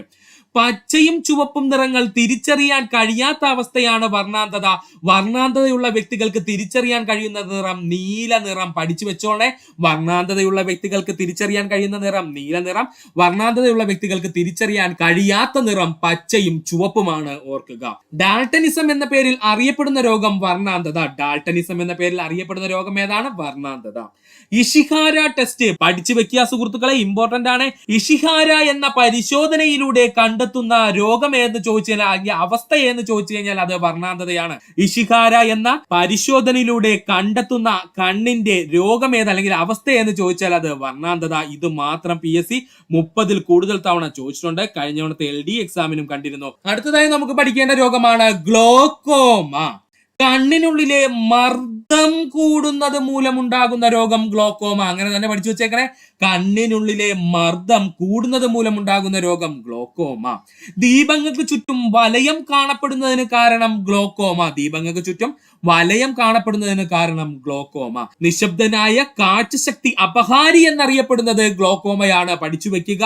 100ൽ കൂടുതൽ തവണ PSC ചോദിച്ച ചോദ്യം. നിശബ്ദനായ കാഴ്ചശക്തി അപഹാരി എന്നറിയപ്പെടുന്നത് ആരെന്ന് ചോദിച്ചാൽ അത് ഗ്ലോക്കോമയാണ്. ലേസർ ശസ്ത്രക്രിയയിലൂടെ ഗ്ലോക്കോമ പരിഹരിക്കാൻ കഴിയും. പഠിച്ചു വെച്ചേക്കുക. നമ്മുടെ ടെക്സ്റ്റ് ബുക്കിലുള്ള പോയിന്റ് ആണ്. ലേസർ ചികിത്സയിലൂടെ അല്ലെങ്കിൽ ലേസർ ശസ്ത്രക്രിയയിലൂടെ ഗ്ലോക്കോമ രോഗം പരിഹരിക്കാൻ കഴിയും. അടുത്തതായി പഠിക്കാനുള്ളതാണ് തിമിരം. കണ്ണിലെ ലെൻസ് അതാര്യമാകുന്നതും അതുകൊണ്ടുണ്ടാകുന്ന രോഗത്തെ അറിയപ്പെടുന്ന പേരാണ് തിമിരം എന്ന് പറയുന്നത്. കണ്ണിലെ ലെൻസ് എന്ത് ചെയ്യും? അതാര്യമായി പോവും. കണ്ണിലെ ലെൻസിന്റെ എന്താണ്? പ്രകാശം കടത്തിവിടാനുള്ള കഴിവ് നഷ്ടപ്പെട്ടു പോകും അല്ലെങ്കിൽ കുറഞ്ഞു പോകും. അങ്ങനെ ഉണ്ടാകുന്ന രോഗമാണ് തിമിരം എന്ന് പറയുന്നത്. ലെൻസ് മാറ്റിവെക്കൽ ശസ്ത്രക്രിയയിലൂടെ രോഗം പരിഹരിക്കാൻ കഴിയും. ലെൻസ് മാറ്റിവെക്കൽ ശസ്ത്രക്രിയയിലൂടെ രോഗം പരിഹരിക്കാൻ കഴിയും. ഒന്നുകൂടി ശ്രദ്ധിച്ചിരിക്കുക സുഹൃത്തുക്കളെ. തിമിരം എന്ന് പറഞ്ഞു കഴിഞ്ഞാൽ കണ്ണിലെ ലെൻസ് അതാര്യമാകുന്ന അവസ്ഥ, അതായത് സുതാര്യമായ ഒരു വസ്തുവാണ് മനുഷ്യന്റെ കണ്ണിലെ ലെൻസ് എന്ന് പറയുന്നത്. അത് അതാര്യമാകുന്ന അവസ്ഥയെ അറിയപ്പെടുന്ന പേരാണ് തിമിരം എന്ന് പറയുന്നത്. ലെൻസ് മാറ്റിവെക്കൽ ശസ്ത്രക്രിയയിലൂടെ ഈ രോഗം ഒരു പരിധിവരെ നമുക്ക് എന്ത് ചെയ്യാൻ കഴിയും, പരിഹരിക്കാൻ കഴിയും. അടുത്തതായി നമുക്ക് പഠിക്കാനുള്ളതാണ് ചെങ്കണ്ണിനെ പറ്റി. ചെങ്കണ്ണിനെ പറ്റി എന്താ സുഹൃത്തുക്കളെ, നമുക്ക് എല്ലാവർക്കും വന്നിട്ടുള്ള രോഗമാണല്ലേ. കുഞ്ഞിലെ മുതലും ഇപ്പോഴും നമുക്ക് എല്ലാവർക്കും വരുന്ന രോഗമാണ് ചെങ്കണ്ണെന്ന് പറയുന്നത്. കൺജങ്ക്റ്റിവയെ ബാധിക്കുന്ന അണുബാധ അറിയപ്പെടുന്ന പേരാണ് ചെങ്കണ്ണ് അല്ലെങ്കിൽ കൺജങ്ക്റ്റിവൈറ്റിസ്. എന്താ പേര്? കൺജങ്ക്റ്റിവയെ ബാധിക്കുന്ന അണുബാധ അറിയപ്പെടുന്ന പേരാണ് ചെങ്കണ്ണ് അല്ലെങ്കിൽ കൺജങ്ക്റ്റിവൈറ്റിസ്. ചെങ്കണ്ണിന് കാരണമാകുന്നത് ബാക്ടീരിയയും വൈറസും ചെങ്കണ്ണ് ഉണ്ടാകുന്നതിന് കാരണമാകാറുണ്ട്. പഠിക്കുക. സ്പർശനത്തിലൂടെ പകരുന്ന രോഗം ചെങ്കണ്ണ്. പഠിച്ചു വെച്ചേക്കണേ. സ്പർശനത്തിലൂടെ പകരുന്ന നേത്രരോഗമെന്നും സ്പർശനത്തിലൂടെ പകരുന്ന രോഗമെന്നും ചോദിച്ചു കഴിഞ്ഞാൽ അത് ചെങ്കണ്ണാണ്, മറക്കരുത്. ഇനി ഇത്രയും പഠിക്കാൻ ബുദ്ധിമുട്ടാണെന്ന് പറയുന്ന സുഹൃത്തുക്കൾക്ക് വേണ്ടിയിട്ടാണ് നമ്മളിവിടെ നേത്രരോഗങ്ങളെ എല്ലാം വെച്ചുകൊണ്ട് ഒരു കോഡ് ഉണ്ടാക്കിയിട്ടുണ്ട്. സുഹൃത്തുക്കൾ വ്യക്തമായിട്ട് പഠിക്കുക. സുഹൃത്തുക്കൾ എല്ലാവരും കോഡ് ഉപയോഗിക്കുന്നത് നല്ലതാണ്. പക്ഷെ 5 തവണയിൽ കൂടുതൽ നിങ്ങൾ ആവർത്തിച്ച് കോഡ് പഠിച്ചു വെക്കേണ്ടതാണ്. 5 തവണ നിങ്ങൾ ആവർത്തിച്ച് എഴുതി തന്നെ പഠിച്ചു കഴിഞ്ഞാൽ കോഡ് നിങ്ങളുടെ മനസ്സിൽ നിൽക്കും. അല്ലെന്നുണ്ടെങ്കിൽ എക്സാം ഹാളിൽ എത്തുമ്പോൾ കൺഫ്യൂഷൻ ഉണ്ടാവും. അതുകൊണ്ടാണ് പറയുന്നത് നമുക്ക് ഫുൾ മാർക്ക് നേടണം ഇത്തവണത്തെ എക്സാമിന്. അതിനു വേണ്ടി തന്നെ പഠിക്കണം. അപ്പോൾ നമുക്ക് നേത്രരോഗങ്ങളിലെ കോഡൊന്ന് പഠിച്ചു കളയാം. HD എന്ന് കരുതി 0യിൽ പ്രസ് ചെയ്ത നിഷ വർണ്ണത്തീ ഗ്ലോ ചെയ്യുന്നത് കണ്ടു. എന്താ പറഞ്ഞത് കോഡ്? HD എന്ന് കരുതി 0യിൽ പ്രസ് ചെയ്ത നിഷ വർണ്ണത്തീ ഗ്ലോ ചെയ്യുന്നത് കണ്ടു. ഒന്നുകൂടി പറയുവാണേ, കോഡ് ശ്രദ്ധിച്ചിരിക്കുക. HD എന്ന് കരുതി 0യിൽ പ്രസ് ചെയ്ത നിഷ വർണ്ണ തീ ഗ്ലോ ചെയ്യുന്നത് കണ്ടു. ഇത് പഠിക്കാൻ ബുദ്ധിമുട്ടൊന്നുമില്ലല്ലോ സുഹൃത്തുക്കളെ. PSC ചോദിച്ചിട്ടുള്ള എല്ലാ നേത്രരോഗങ്ങളും ഇതിനകത്തുണ്ട്. ഈസി ആയിട്ട് പഠിക്കാം. ഒന്നാമത്തത് H എന്ന് പറഞ്ഞു കഴിഞ്ഞാൽ ഹ്രസ്വദൃഷ്ടി. H എന്ന് പറഞ്ഞു കഴിഞ്ഞാൽ എന്താണ്? ഹ്രസ്വദൃഷ്ടി. D എന്ന് പറഞ്ഞു കഴിഞ്ഞാൽ ദീർഘദൃഷ്ടി. ദീർഘദൃഷ്ടി. 0 എന്ന് പറഞ്ഞു കഴിഞ്ഞാൽ സീറോഫ്താൽമിയ. 0 എന്ന് പറഞ്ഞു കഴിഞ്ഞാൽ എന്താണ്? സീറോഫ്താൽമിയ. പ്രസ് എന്ന് പറഞ്ഞു കഴിഞ്ഞാൽ പ്രസ് ബയോപ്പിയ. പ്രസ് എന്ന് പറഞ്ഞു കഴിഞ്ഞാൽ എന്താണ്? പ്രസ് ബയോപ്പിയ. നിശ എന്ന് പറഞ്ഞു കഴിഞ്ഞാൽ നിശാന്തത. നിശ എന്ന് പറഞ്ഞു കഴിഞ്ഞാൽ എന്താണ്? നിശാന്തത. വർണ്ണ എന്ന് പറഞ്ഞു കഴിഞ്ഞാൽ അത് വർണ്ണാന്തത. വർണ്ണ എന്ന് പറഞ്ഞു കഴിഞ്ഞാൽ എന്താണ്? വർണ്ണാന്തത.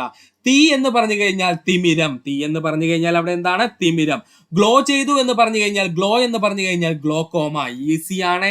നേത്രരോഗങ്ങളെല്ലാം ഒരൊറ്റ കോടി സുഹൃത്തുക്കൾ കിട്ടിയേ. കോഡ് ഒന്നുകൂടി പറയുവാണ്. HD എന്ന് കരുതി 0യിൽ പ്രസ് ചെയ്ത നിശ വർണ്ണ തീ ഗ്ലോ ചെയ്യുന്നത് കണ്ടു. ഇതിൽ H എന്ന് പറഞ്ഞു കഴിഞ്ഞാൽ ഹ്രസ്വദൃഷ്ടി, D എന്ന് പറഞ്ഞു കഴിഞ്ഞാൽ ദീർഘദൃഷ്ടി, 0 എന്ന് പറഞ്ഞു കഴിഞ്ഞാൽ സീറോഫ്താൽമിയ, പ്രസ് എന്ന് പറഞ്ഞു കഴിഞ്ഞാൽ പ്രസ് ബയോപ്പിയ, നിശ എന്ന് പറഞ്ഞു കഴിഞ്ഞാൽ നിശാന്തത, വർണ്ണ എന്ന് പറഞ്ഞു കഴിഞ്ഞാൽ വർണ്ണാന്തത, തീ എന്ന് പറഞ്ഞു കഴിഞ്ഞാൽ തിമിരം, ഗ്ലോ ചെയ്തു എന്ന് പറഞ്ഞു കഴിഞ്ഞാൽ ഗ്ലോക്കോമയാണ്. ഇത്രയും ഭാഗം സുഹൃത്തുക്കളെ പഠിച്ചു വെച്ചിരിക്കുക. സുഹൃത്തുക്കളെ, നമ്മൾ 4ാമതായി നോക്കുവാൻ പോകുന്ന ടോപ്പിക്കാണ് കേരളത്തിൽ നിലനിൽക്കുന്ന അനുഷ്ഠാന കലകൾ. വളരെ ഇമ്പോർട്ടന്റ് ആണ്. കേരളത്തിൽ നിലനിൽക്കുന്ന പ്രധാനപ്പെട്ട അനുഷ്ഠാന കലകളാണ് നമ്മൾ നോക്കാൻ പോകുന്നത്. കഴിഞ്ഞ PSC എക്സാമിനും അനുഷ്ഠാന കലകളുടെ ഭാഗത്തു നിന്ന് ഒരു ചോദ്യം ചോദിച്ചിരുന്നു. അതുകൊണ്ട് നമുക്ക് കേരളത്തിൽ നിലനിൽക്കുന്ന പ്രധാനപ്പെട്ട അനുഷ്ഠാന കലകളെ പറ്റി നമുക്ക് പഠിക്കേണ്ടതുണ്ട്. നമുക്ക് നോക്കാം കേരളത്തിൽ നിലനിൽക്കുന്ന അനുഷ്ഠാന കലകൾ. ആദ്യമായി നമുക്ക് പഠിക്കുവാനുള്ളതാണ് മുടിയേറ്റ്. കേരളത്തിലെ കാളിക്ഷേത്രങ്ങളിൽ കാണപ്പെടുന്ന അനുഷ്ഠാന കലാരൂപമാണ് മുടിയേറ്റ്. കേരളത്തിലെ കാളിക്ഷേത്രങ്ങളിൽ കാണപ്പെടുന്ന അനുഷ്ഠാന കലാരൂപമാണ് മുടിയേറ്റ് എന്നറിയപ്പെടുന്നത്. പ്രധാനമായും കേരളത്തിൽ നടന്നു വരുന്ന ഭദ്രകാളി പ്രീതിക്കായുള്ള അനുഷ്ഠാന കലയായി അറിയപ്പെടുന്നത് മുടിയേറ്റാണ്. പ്രധാനമായും കേരളത്തിൽ നടന്നു വരുന്ന ഭദ്രകാളി പ്രീതിക്കായുള്ള അനുഷ്ഠാന കലയായി അറിയപ്പെടുന്നത് മുടിയേറ്റാണ്. മുടിയെടുപ്പ് എന്ന പേരിൽ അറിയപ്പെടുന്ന കലാരൂപം ചോദിച്ചാൽ അത് മുടിയേറ്റാണ്. മുടിയെടുപ്പ് എന്ന പേരിൽ അറിയപ്പെടുന്ന കലാരൂപം ചോദിച്ചാൽ അത് മുടിയേറ്റാണ്. മുടിയേറ്റിന്റെ പ്രമേയം ഭദ്രകാളിയും ധാരികനും തമ്മിലുള്ള യുദ്ധമാണ്. പഠിച്ചോളണേ. മുടിയേറ്റിന്റെ പ്രധാന പ്രമേയം എന്താ? ഭദ്രകാളിയും ധാരികനും തമ്മിലുള്ള യുദ്ധമാണ്. കൂടിയാട്ടത്തിന് ശേഷം കേരളത്തിൽ നിന്നും 2ാമതായി യുനെസ്കോയുടെ പൈതൃക പട്ടികയിൽ ഇടം നേടിയ കലാരൂപം എന്ന് ചോദിച്ചാൽ അത് മുടിയേറ്റാണ്. കൂടിയാട്ടത്തിന് ശേഷം കേരളത്തിൽ നിന്നും 2ാമതായി യുനെസ്കോയുടെ പൈതൃക പട്ടികയിൽ ഇടം നേടിയ കലാരൂപം എന്നറിയപ്പെടുന്നത് ഏതാ? മുടിയേറ്റാണ്. മുടിയേറ്റ് യുനെസ്കോയുടെ പൈതൃക പട്ടികയിൽ ഇടം നേടിയ വർഷം 2010. മുടിയേറ്റ് യുനെസ്കോയുടെ പൈതൃക പട്ടികയിൽ ഇടം നേടിയ വർഷം ഏതാ? 2010. 10 ഒന്നുകൂടി പറയാം, ശ്രദ്ധിക്കുക. കേരളത്തിലെ കാളിക്ഷേത്രങ്ങളിൽ കാണപ്പെടുന്ന അനുഷ്ഠാന കലാരൂപം എന്നറിയപ്പെടുന്നത് മുടിയേറ്റ്. പ്രധാനമായും കേരളത്തിൽ നടന്നു വരുന്ന ഭദ്രകാളി പ്രീതിക്കായുള്ള അനുഷ്ഠാന കലാരൂപം എന്നറിയപ്പെടുന്നത് മുടിയേറ്റാണ്. മുടിയെടുപ്പ് എന്ന പേരിൽ അറിയപ്പെടുന്ന കലാരൂപം മുടിയേറ്റ്. മുടിയേറ്റിന്റെ പ്രമേയം ഭദ്രകാളിയും ദാരികനും തമ്മിലുള്ള യുദ്ധമാണ്. കൂടിയാട്ടത്തിന് ശേഷം കേരളത്തിൽ നിന്നും രണ്ടാമതായി യുനെസ്കോയുടെ പൈതൃക പട്ടികയിൽ ഇടം നേടിയ കലാരൂപം എന്നറിയപ്പെടുന്നത് മുടിയേറ്റാണ്. മുടിയേറ്റ് യുനെസ്കോയുടെ പൈതൃക പട്ടികയിൽ ഇടം നേടിയ വർഷം 2010. അടുത്തതായി നമുക്ക് നോക്കാനുള്ളതാണ് തെയ്യം. ഏതാണ് തെയ്യം? കേരളത്തിലെ ദ്രാവിഡ ഗ്രാമീണ അനുഷ്ഠാന കല എന്നറിയപ്പെടുന്നത് തെയ്യം. കേരളത്തിലെ ദ്രാവിഡ ഗ്രാമീണ അനുഷ്ഠാന കലയായി അറിയപ്പെടുന്നത് ഏതാ? തെയ്യമാണ്. ഗ്രാമീണ കേരളത്തിന്റെ പരിച്ഛേദ അനുഷ്ഠാന കലാരൂപം എന്നറിയപ്പെടുന്നത് തെയ്യമാണ്. ഗ്രാമീണ കേരളത്തിന്റെ പരിച്ഛേദ്യ അനുഷ്ഠാന കലാരൂപം എന്നറിയപ്പെടുന്നത് എന്താണ്? തെയ്യമാണ്. ആരാധനയും ദൈവസങ്കല്പവും ഒത്തിണങ്ങിയ അമാനുഷിക പരിവേഷം ചാർത്തുന്ന കലാരൂപം എന്നറിയപ്പെടുന്നത് തെയ്യമാണ്. ആരാധനയും ദൈവസങ്കല്പവും ഒത്തിണങ്ങിയ അമാനുഷിക പരിവേഷം ചാർത്തുന്ന കലാരൂപം എന്നറിയപ്പെടുന്നത് ഏതാണ്? തെയ്യമാണ്. കേരളത്തിന്റെ വടക്കൻ ജില്ലകളിൽ പ്രചാരത്തിലിരിക്കുന്ന പ്രധാന അനുഷ്ഠാന കലയാണ് തെയ്യം എന്നുള്ളത്. കേരളത്തിന്റെ വടക്കൻ ജില്ലകളിൽ പ്രചാരത്തിലിരിക്കുന്ന അനുഷ്ഠാന കലയാണ് തെയ്യം എന്നുള്ളത്. തെയ്യം എന്ന വാക്ക് രൂപപ്പെട്ട ദൈവം എന്ന വാക്കിൽ നിന്നുമാണ്. തെയ്യം എന്ന വാക്ക് രൂപപ്പെട്ടത് ദൈവം എന്ന വാക്കിൽ നിന്നുമാണ്. തെയ്യങ്ങളുടെ നാട് എന്നറിയപ്പെടുന്ന ജില്ല കണ്ണൂർ ജില്ല. തെയ്യങ്ങളുടെ നാട് എന്നറിയപ്പെടുന്ന ജില്ല ഏതാ? കണ്ണൂർ ജില്ലയാണ്. ഒന്നുകൂടി പറയാം സുഹൃത്തുക്കളെ, ശ്രദ്ധിക്കുക. കേരളത്തിലെ ദ്രാവിഡ ഗ്രാമീണ അനുഷ്ഠാന കലയാണ് തെയ്യം. ഗ്രാമീണ കേരളത്തിന്റെ പരിച്ഛേദ്യ അനുഷ്ഠാന കലാരൂപം എന്നറിയപ്പെടുന്നത് തെയ്യമാണ്. ആരാധനയും ദൈവസങ്കല്പവും ഒത്തിണങ്ങിയ അമാനുഷിക പരിവേഷം ചാർത്തുന്ന കലാരൂപമാണ് തെയ്യം എന്നറിയപ്പെടുന്നത്. കേരളത്തിന്റെ വടക്കൻ ജില്ലകളിൽ പ്രചാരത്തിലിരിക്കുന്ന പ്രധാന അനുഷ്ഠാന കലയാണ് തെയ്യം. തെയ്യം എന്ന വാക്ക് രൂപപ്പെട്ടത് ദൈവം എന്ന വാക്കിൽ നിന്നും. തെയ്യങ്ങളുടെ നാട് എന്നറിയപ്പെടുന്ന ജില്ല കണ്ണൂർ ജില്ല. തെയ്യം തിറയിൽ സ്ത്രീകൾ കെട്ടിയാടുന്ന തെയ്യമാണ് ദേവക്കൂത്ത് തെയ്യം. കണ്ടോ സുഹൃത്തുക്കളെ, ഇതാണ് ദേവക്കൂത്ത് തെയ്യം കേട്ടോ. തെയ്യം തിറയിലെ സ്ത്രീകൾ കെട്ടിയാടുന്ന തെയ്യം അറിയപ്പെടുന്ന പേരെന്താ? ദേവക്കൂത്ത് തെയ്യം എന്ന്. കേരളത്തിൽ കാണപ്പെടുന്ന ഏക സ്ത്രീ തെയ്യം എന്നറിയപ്പെടുന്നത് ദേവക്കൂത്ത് തെയ്യം. കേരളത്തിൽ കാണപ്പെടുന്ന ഏക സ്ത്രീ തെയ്യം എന്നറിയപ്പെടുന്നത് ഏതാ? ദേവക്കൂത്ത് തെയ്യമാണ്. തെയ്യത്തിന്റെ ആരംഭ ചടങ്ങ് അറിയപ്പെടുന്ന പേരാണ് അടയാളം കൊടുക്കല്. ഇമ്പോർട്ടന്റ് ആണ്. തെയ്യത്തിന്റെ ആരംഭ ചടങ്ങ് അറിയപ്പെടുന്ന പേരെന്താ? അടയാളം കൊടുക്കല്. തെയ്യം അവസാനിക്കുന്ന ചടങ്ങ് അറിയപ്പെടുന്ന പേര് മുടിയെടുക്കൽ. തെയ്യം അവസാനിക്കുന്ന ചടങ്ങ് അറിയപ്പെടുന്ന പേരെന്താ? മുടിയെടുക്കൽ. തെയ്യം, വെള്ളാട്ടം എന്നിവയുമായി ബന്ധപ്പെട്ടിരിക്കുന്ന അനുഷ്ഠാന പാട്ടാണ് തോറ്റം പാട്ട്. തെയ്യം, വെള്ളാട്ടം എന്നിവയുമായി ബന്ധപ്പെട്ടിരിക്കുന്ന അനുഷ്ഠാന പാട്ടാണ് തോറ്റം പാട്ട്. തെയ്യവുമായി ബന്ധപ്പെട്ടിരിക്കുന്ന ചടങ്ങുകളാണ് തുടങ്ങൽ, തോറ്റം, ബലി, നൃത്തം, ആയോധനം, വെള്ളാട്ടം. തെയ്യവുമായി ബന്ധപ്പെട്ടിരിക്കുന്ന ചടങ്ങുകൾ എന്തൊക്കെയാ? തുടങ്ങൽ, തോറ്റം, ബലി, നൃത്തം, ആയോധനം, വെള്ളാട്ടം എന്നിവയാണ്. തെയ്യത്തിന് ഉപയോഗിക്കുന്ന വാദ്യോപകരണങ്ങളാണ് മദ്ദളം, ഇലത്താളം, ചേങ്ങില, കുഴല്. തെയ്യത്തിന് ഉപയോഗിക്കുന്ന വാദ്യോപകരണങ്ങൾ എന്തൊക്കെയാ? മദ്ദളം, ഇലത്താളം, ചേങ്ങില, കുഴൽ എന്നിവയാണ്. ഒന്നുകൂടി പറയാം സുഹൃത്തുക്കളെ, ശ്രദ്ധിക്കുക. തെയ്യം തിറയിൽ സ്ത്രീകൾ കൊട്ടിയാടുന്ന തെയ്യമാണ് ദേവക്കൂത്ത് തെയ്യം. കേരളത്തിൽ കാണപ്പെടുന്ന ഏക സ്ത്രീ തെയ്യം എന്നറിയപ്പെടുന്നത് ദേവക്കൂത്ത് തെയ്യമാണ്. തെയ്യത്തിന്റെ ആരംഭ ചടങ്ങുകൾ അറിയപ്പെടുന്ന പേര് അടയാളം കൊടുക്കൽ. തെയ്യം അവസാനിക്കുന്ന ചടങ്ങ് അറിയപ്പെടുന്ന പേര് മുടിയെടുക്കൽ. തെയ്യം, വെള്ളാട്ടം എന്നിവയുമായി ബന്ധപ്പെട്ടിരിക്കുന്ന അനുഷ്ഠാന പാട്ടാണ് തോറ്റം പാട്ട്. തെയ്യവുമായി ബന്ധപ്പെട്ട ചടങ്ങുകളാണ് തുടങ്ങൽ, തോറ്റം, ബലി, നൃത്തം, ആയോധനം, വെള്ളാട്ടം എന്നിവ. തെയ്യത്തിന് ഉപയോഗിക്കുന്ന വാദ്യോപകരണങ്ങൾ മദ്ദളം, ഇലത്താളം, ചേങ്ങില, കുഴൽ എന്നിവയാണ്. കാസർഗോഡ് ജില്ലയിലെ മുസ്ലിം സമുദായവുമായി ബന്ധപ്പെട്ട തെയ്യങ്ങൾ അറിയപ്പെടുന്ന പേരാണ് മാപ്പിള തെയ്യം അല്ലെങ്കിൽ മാപ്പിള പൊറാട്ട് എന്ന്. കണ്ടോ സുഹൃത്തുക്കളെ, ഇതാണ് മാപ്പിള തെയ്യം എന്ന പേരിൽ അറിയപ്പെടുന്നത്. കാസർഗോഡ് ജില്ലയിലെ മുസ്ലിം സമുദായവുമായി ബന്ധപ്പെട്ട തെയ്യങ്ങൾ അറിയപ്പെടുന്ന പേരെന്താ? മാപ്പിള തെയ്യം അഥവാ മാപ്പിള പൊറാട്ട്. പ്രധാന മാപ്പിള തെയ്യങ്ങളാണ് ആലിത്തെയ്യം, ഉമ്മച്ചിത്തെയ്യം, മുക്രിത്തെയ്യം, കോയിക്കൽ, മമ്മദ് തെയ്യം. പഠിച്ചോളണേ, പ്രധാന മാപ്പിള തെയ്യങ്ങൾ ഏതൊക്കെയാ? ആലിത്തെയ്യം, ഉമ്മച്ചിത്തെയ്യം, മുക്രിത്തെയ്യം, കോയിക്കൽ, മമ്മദ് തെയ്യം. എല്ലാ ദിവസവും തെയ്യം അവതരിപ്പിക്കുന്ന കേരളത്തിലെ ഏക ക്ഷേത്രം പറശ്ശിനിക്കടവ് ശ്രീ മുത്തപ്പൻ ക്ഷേത്രം. എല്ലാ ദിവസവും തെയ്യം അവതരിപ്പിക്കുന്ന കേരളത്തിലെ ഏക ക്ഷേത്രം ചോദിച്ചാൽ അത് പറശ്ശിനിക്കടവ് ശ്രീ മുത്തപ്പൻ ക്ഷേത്രമാണ്. കേരളത്തിൽ തെയ്യം മ്യൂസിയം നിലവിൽ വരുന്ന ജില്ല കണ്ണൂർ ജില്ല. കേരളത്തിൽ തെയ്യം മ്യൂസിയം നിലവിൽ വരുന്ന ജില്ല ഏതാണ്? കണ്ണൂർ ജില്ലയാണ്. ഒന്നുകൂടി പറയാം, ശ്രദ്ധിക്കുക സുഹൃത്തുക്കളെ. കാസർഗോഡ് ജില്ലയിലെ മുസ്ലിം സമുദായവുമായി ബന്ധപ്പെട്ട തെയ്യങ്ങൾ അറിയപ്പെടുന്ന പേര് മാപ്പിള തെയ്യം എന്നും മാപ്പിള പൊറാട്ടെന്നും. പ്രധാന മാപ്പിള തെയ്യങ്ങളാണ് ആലിത്തെയ്യം, ഉമ്മച്ചിത്തെയ്യം, മുക്രിത്തെയ്യം, കോയിക്കൽ, മമ്മദ് തെയ്യം. എല്ലാ ദിവസവും തെയ്യം അവതരിപ്പിക്കുന്ന കേരളത്തിലെ ഏക ക്ഷേത്രം പറശ്ശിനിക്കടവ് ശ്രീ മുത്തപ്പൻ ക്ഷേത്രമാണ്. കേരളത്തിൽ തെയ്യം മ്യൂസിയം നിലവിൽ വരുന്ന ജില്ല ഏതാ? കണ്ണൂർ ജില്ലയാണ്. അടുത്തതായി നമുക്ക് പഠിക്കുവാനുള്ളതാണ് മാർഗം കളി. ഏതാണ് മാർഗം കളി? കേരളത്തിലെ സുറിയാനി ക്രൈസ്തവർക്കിടയിൽ പ്രചാരത്തിലുള്ള നൃത്തരൂപം മാർഗം കളി.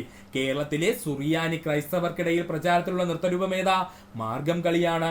മാർഗം കളിയുടെ വേഷമാണ് വെള്ളമുണ്ടും ചട്ടയും. മാർഗം കളിയുടെ വേഷം വെള്ളമുണ്ടും ചട്ടയുമാണ്. മാർഗം കളിയുടെ ഇതിവൃത്തം എന്നറിയപ്പെടുന്നത് AD 52 കേരളം സന്ദർശിച്ച തോമസ് ലീഗയുടെ ചരിത്രമാണ്. മാർഗം കളിയുടെ ഇതിവൃത്തം എന്ന് പറയുന്നത് AD 52 കേരളം സന്ദർശിച്ച തോമസ് ലീഗയുടെ ചരിത്രമാണ്. മാർഗം കളിക്ക് ഉപയോഗിക്കുന്ന ഗാനത്തെ മാർഗം കളിപ്പാട്ട് എന്നറിയപ്പെടുന്നു. മാർഗം കളിക്ക് ഉപയോഗിക്കുന്ന ഗാനത്തെ മാർഗം കളിപ്പാട്ട് എന്നറിയപ്പെടുന്നു. ആദ്യകാലങ്ങളിൽ പുരുഷന്മാർ മാത്രം അവതരിപ്പിച്ചിരുന്ന കലയായിരുന്നു മാർഗം കളി. ഇമ്പോർട്ടന്റ് ആണ്. ആദ്യകാലങ്ങളിൽ പുരുഷന്മാർ മാത്രം അവതരിപ്പിച്ചിരുന്ന കലയായിരുന്നു മാർഗം കളി എന്നുള്ളത്. ഒന്നുകൂടി പറയാൻ ശ്രദ്ധിക്കുക. കേരളത്തിലെ സുറിയാനി ക്രൈസ്തവർക്കിടയിൽ പ്രചാരത്തിലുണ്ടായിരുന്ന നൃത്തരൂപം മാർഗം കളി. മാർഗം കളിയുടെ വേഷം വെള്ളമുണ്ടും ചട്ടയും.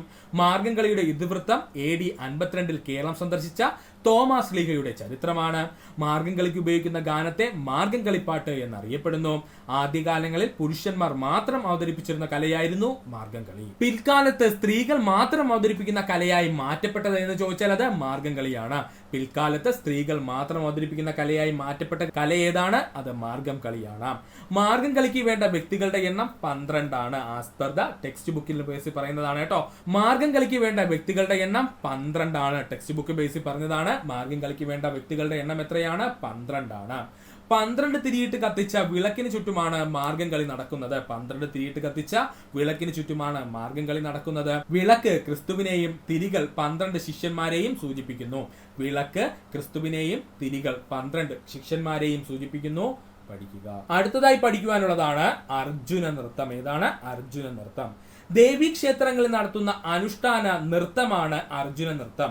ദേവീക്ഷേത്രങ്ങളിൽ നടത്തുന്ന അനുഷ്ഠാന നൃത്തമാണ് അർജുന നൃത്തം. അർജുന നൃത്തം കൂടുതൽ പ്രചാരത്തിലുള്ള ജില്ലകളാണ് കോട്ടയം, ആലപ്പുഴ ജില്ലകൾ. അർജുന നൃത്തം കൂടുതൽ പ്രചാരത്തിലുള്ള ജില്ലകൾ ഏതൊക്കെയാ?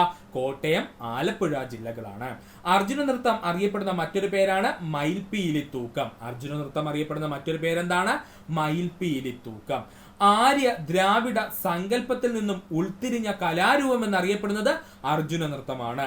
ആര്യ ദ്രാവിഡ സങ്കല്പത്തിൽ നിന്നും ഉൾത്തിരിഞ്ഞ കലാരൂപം എന്നറിയപ്പെടുന്നത് ഏതാണ്? അർജുന നൃത്തമാണ്. ഒന്നുകൂടി പറയാം സുഹൃത്തുക്കളെ, ശ്രദ്ധിക്കുക. അർജുന നൃത്തത്തെ പറ്റിയാണ് നമ്മൾ പറഞ്ഞുകൊണ്ടിരുന്നത്. ദേവീക്ഷേത്രങ്ങളിൽ നടക്കുന്ന അനുഷ്ഠാന നൃത്തമാണ് അർജുന നൃത്തം. അർജുന നൃത്തത്തിന് കൂടുതൽ പ്രചാരമുള്ളത് കോട്ടയം, ആലപ്പുഴ ജില്ലകളിലാണ്. അർജുന നൃത്തം അറിയപ്പെടുന്ന മറ്റൊരു പേര് മയിൽപീലി തൂക്കം. ആര്യ ദ്രാവിഡ സങ്കലനത്തിൽ നിന്നും ഉൾത്തിരിഞ്ഞ കലാരൂപം എന്നറിയപ്പെടുന്നത് ഏതാ? അർജുന നൃത്തമാണ്. അർജുന നൃത്തത്തിലെ പാട്ടുകൾ അറിയപ്പെടുന്ന പേര് കവിത്തം. അർജുന നൃത്തത്തിലെ പാട്ടുകൾ അറിയപ്പെടുന്ന പേര് കവിത്തം. അർജുന നൃത്തത്തിൽ ഉപയോഗിക്കുന്ന വാദ്യങ്ങളാണ് ചെണ്ട, മദ്ദളം, ഇലത്താളം. അർജുന നൃത്തത്തിന് ഉപയോഗിക്കുന്ന വാദ്യങ്ങളാണ് ചെണ്ട, മദ്ദളം, ഇലത്താളം.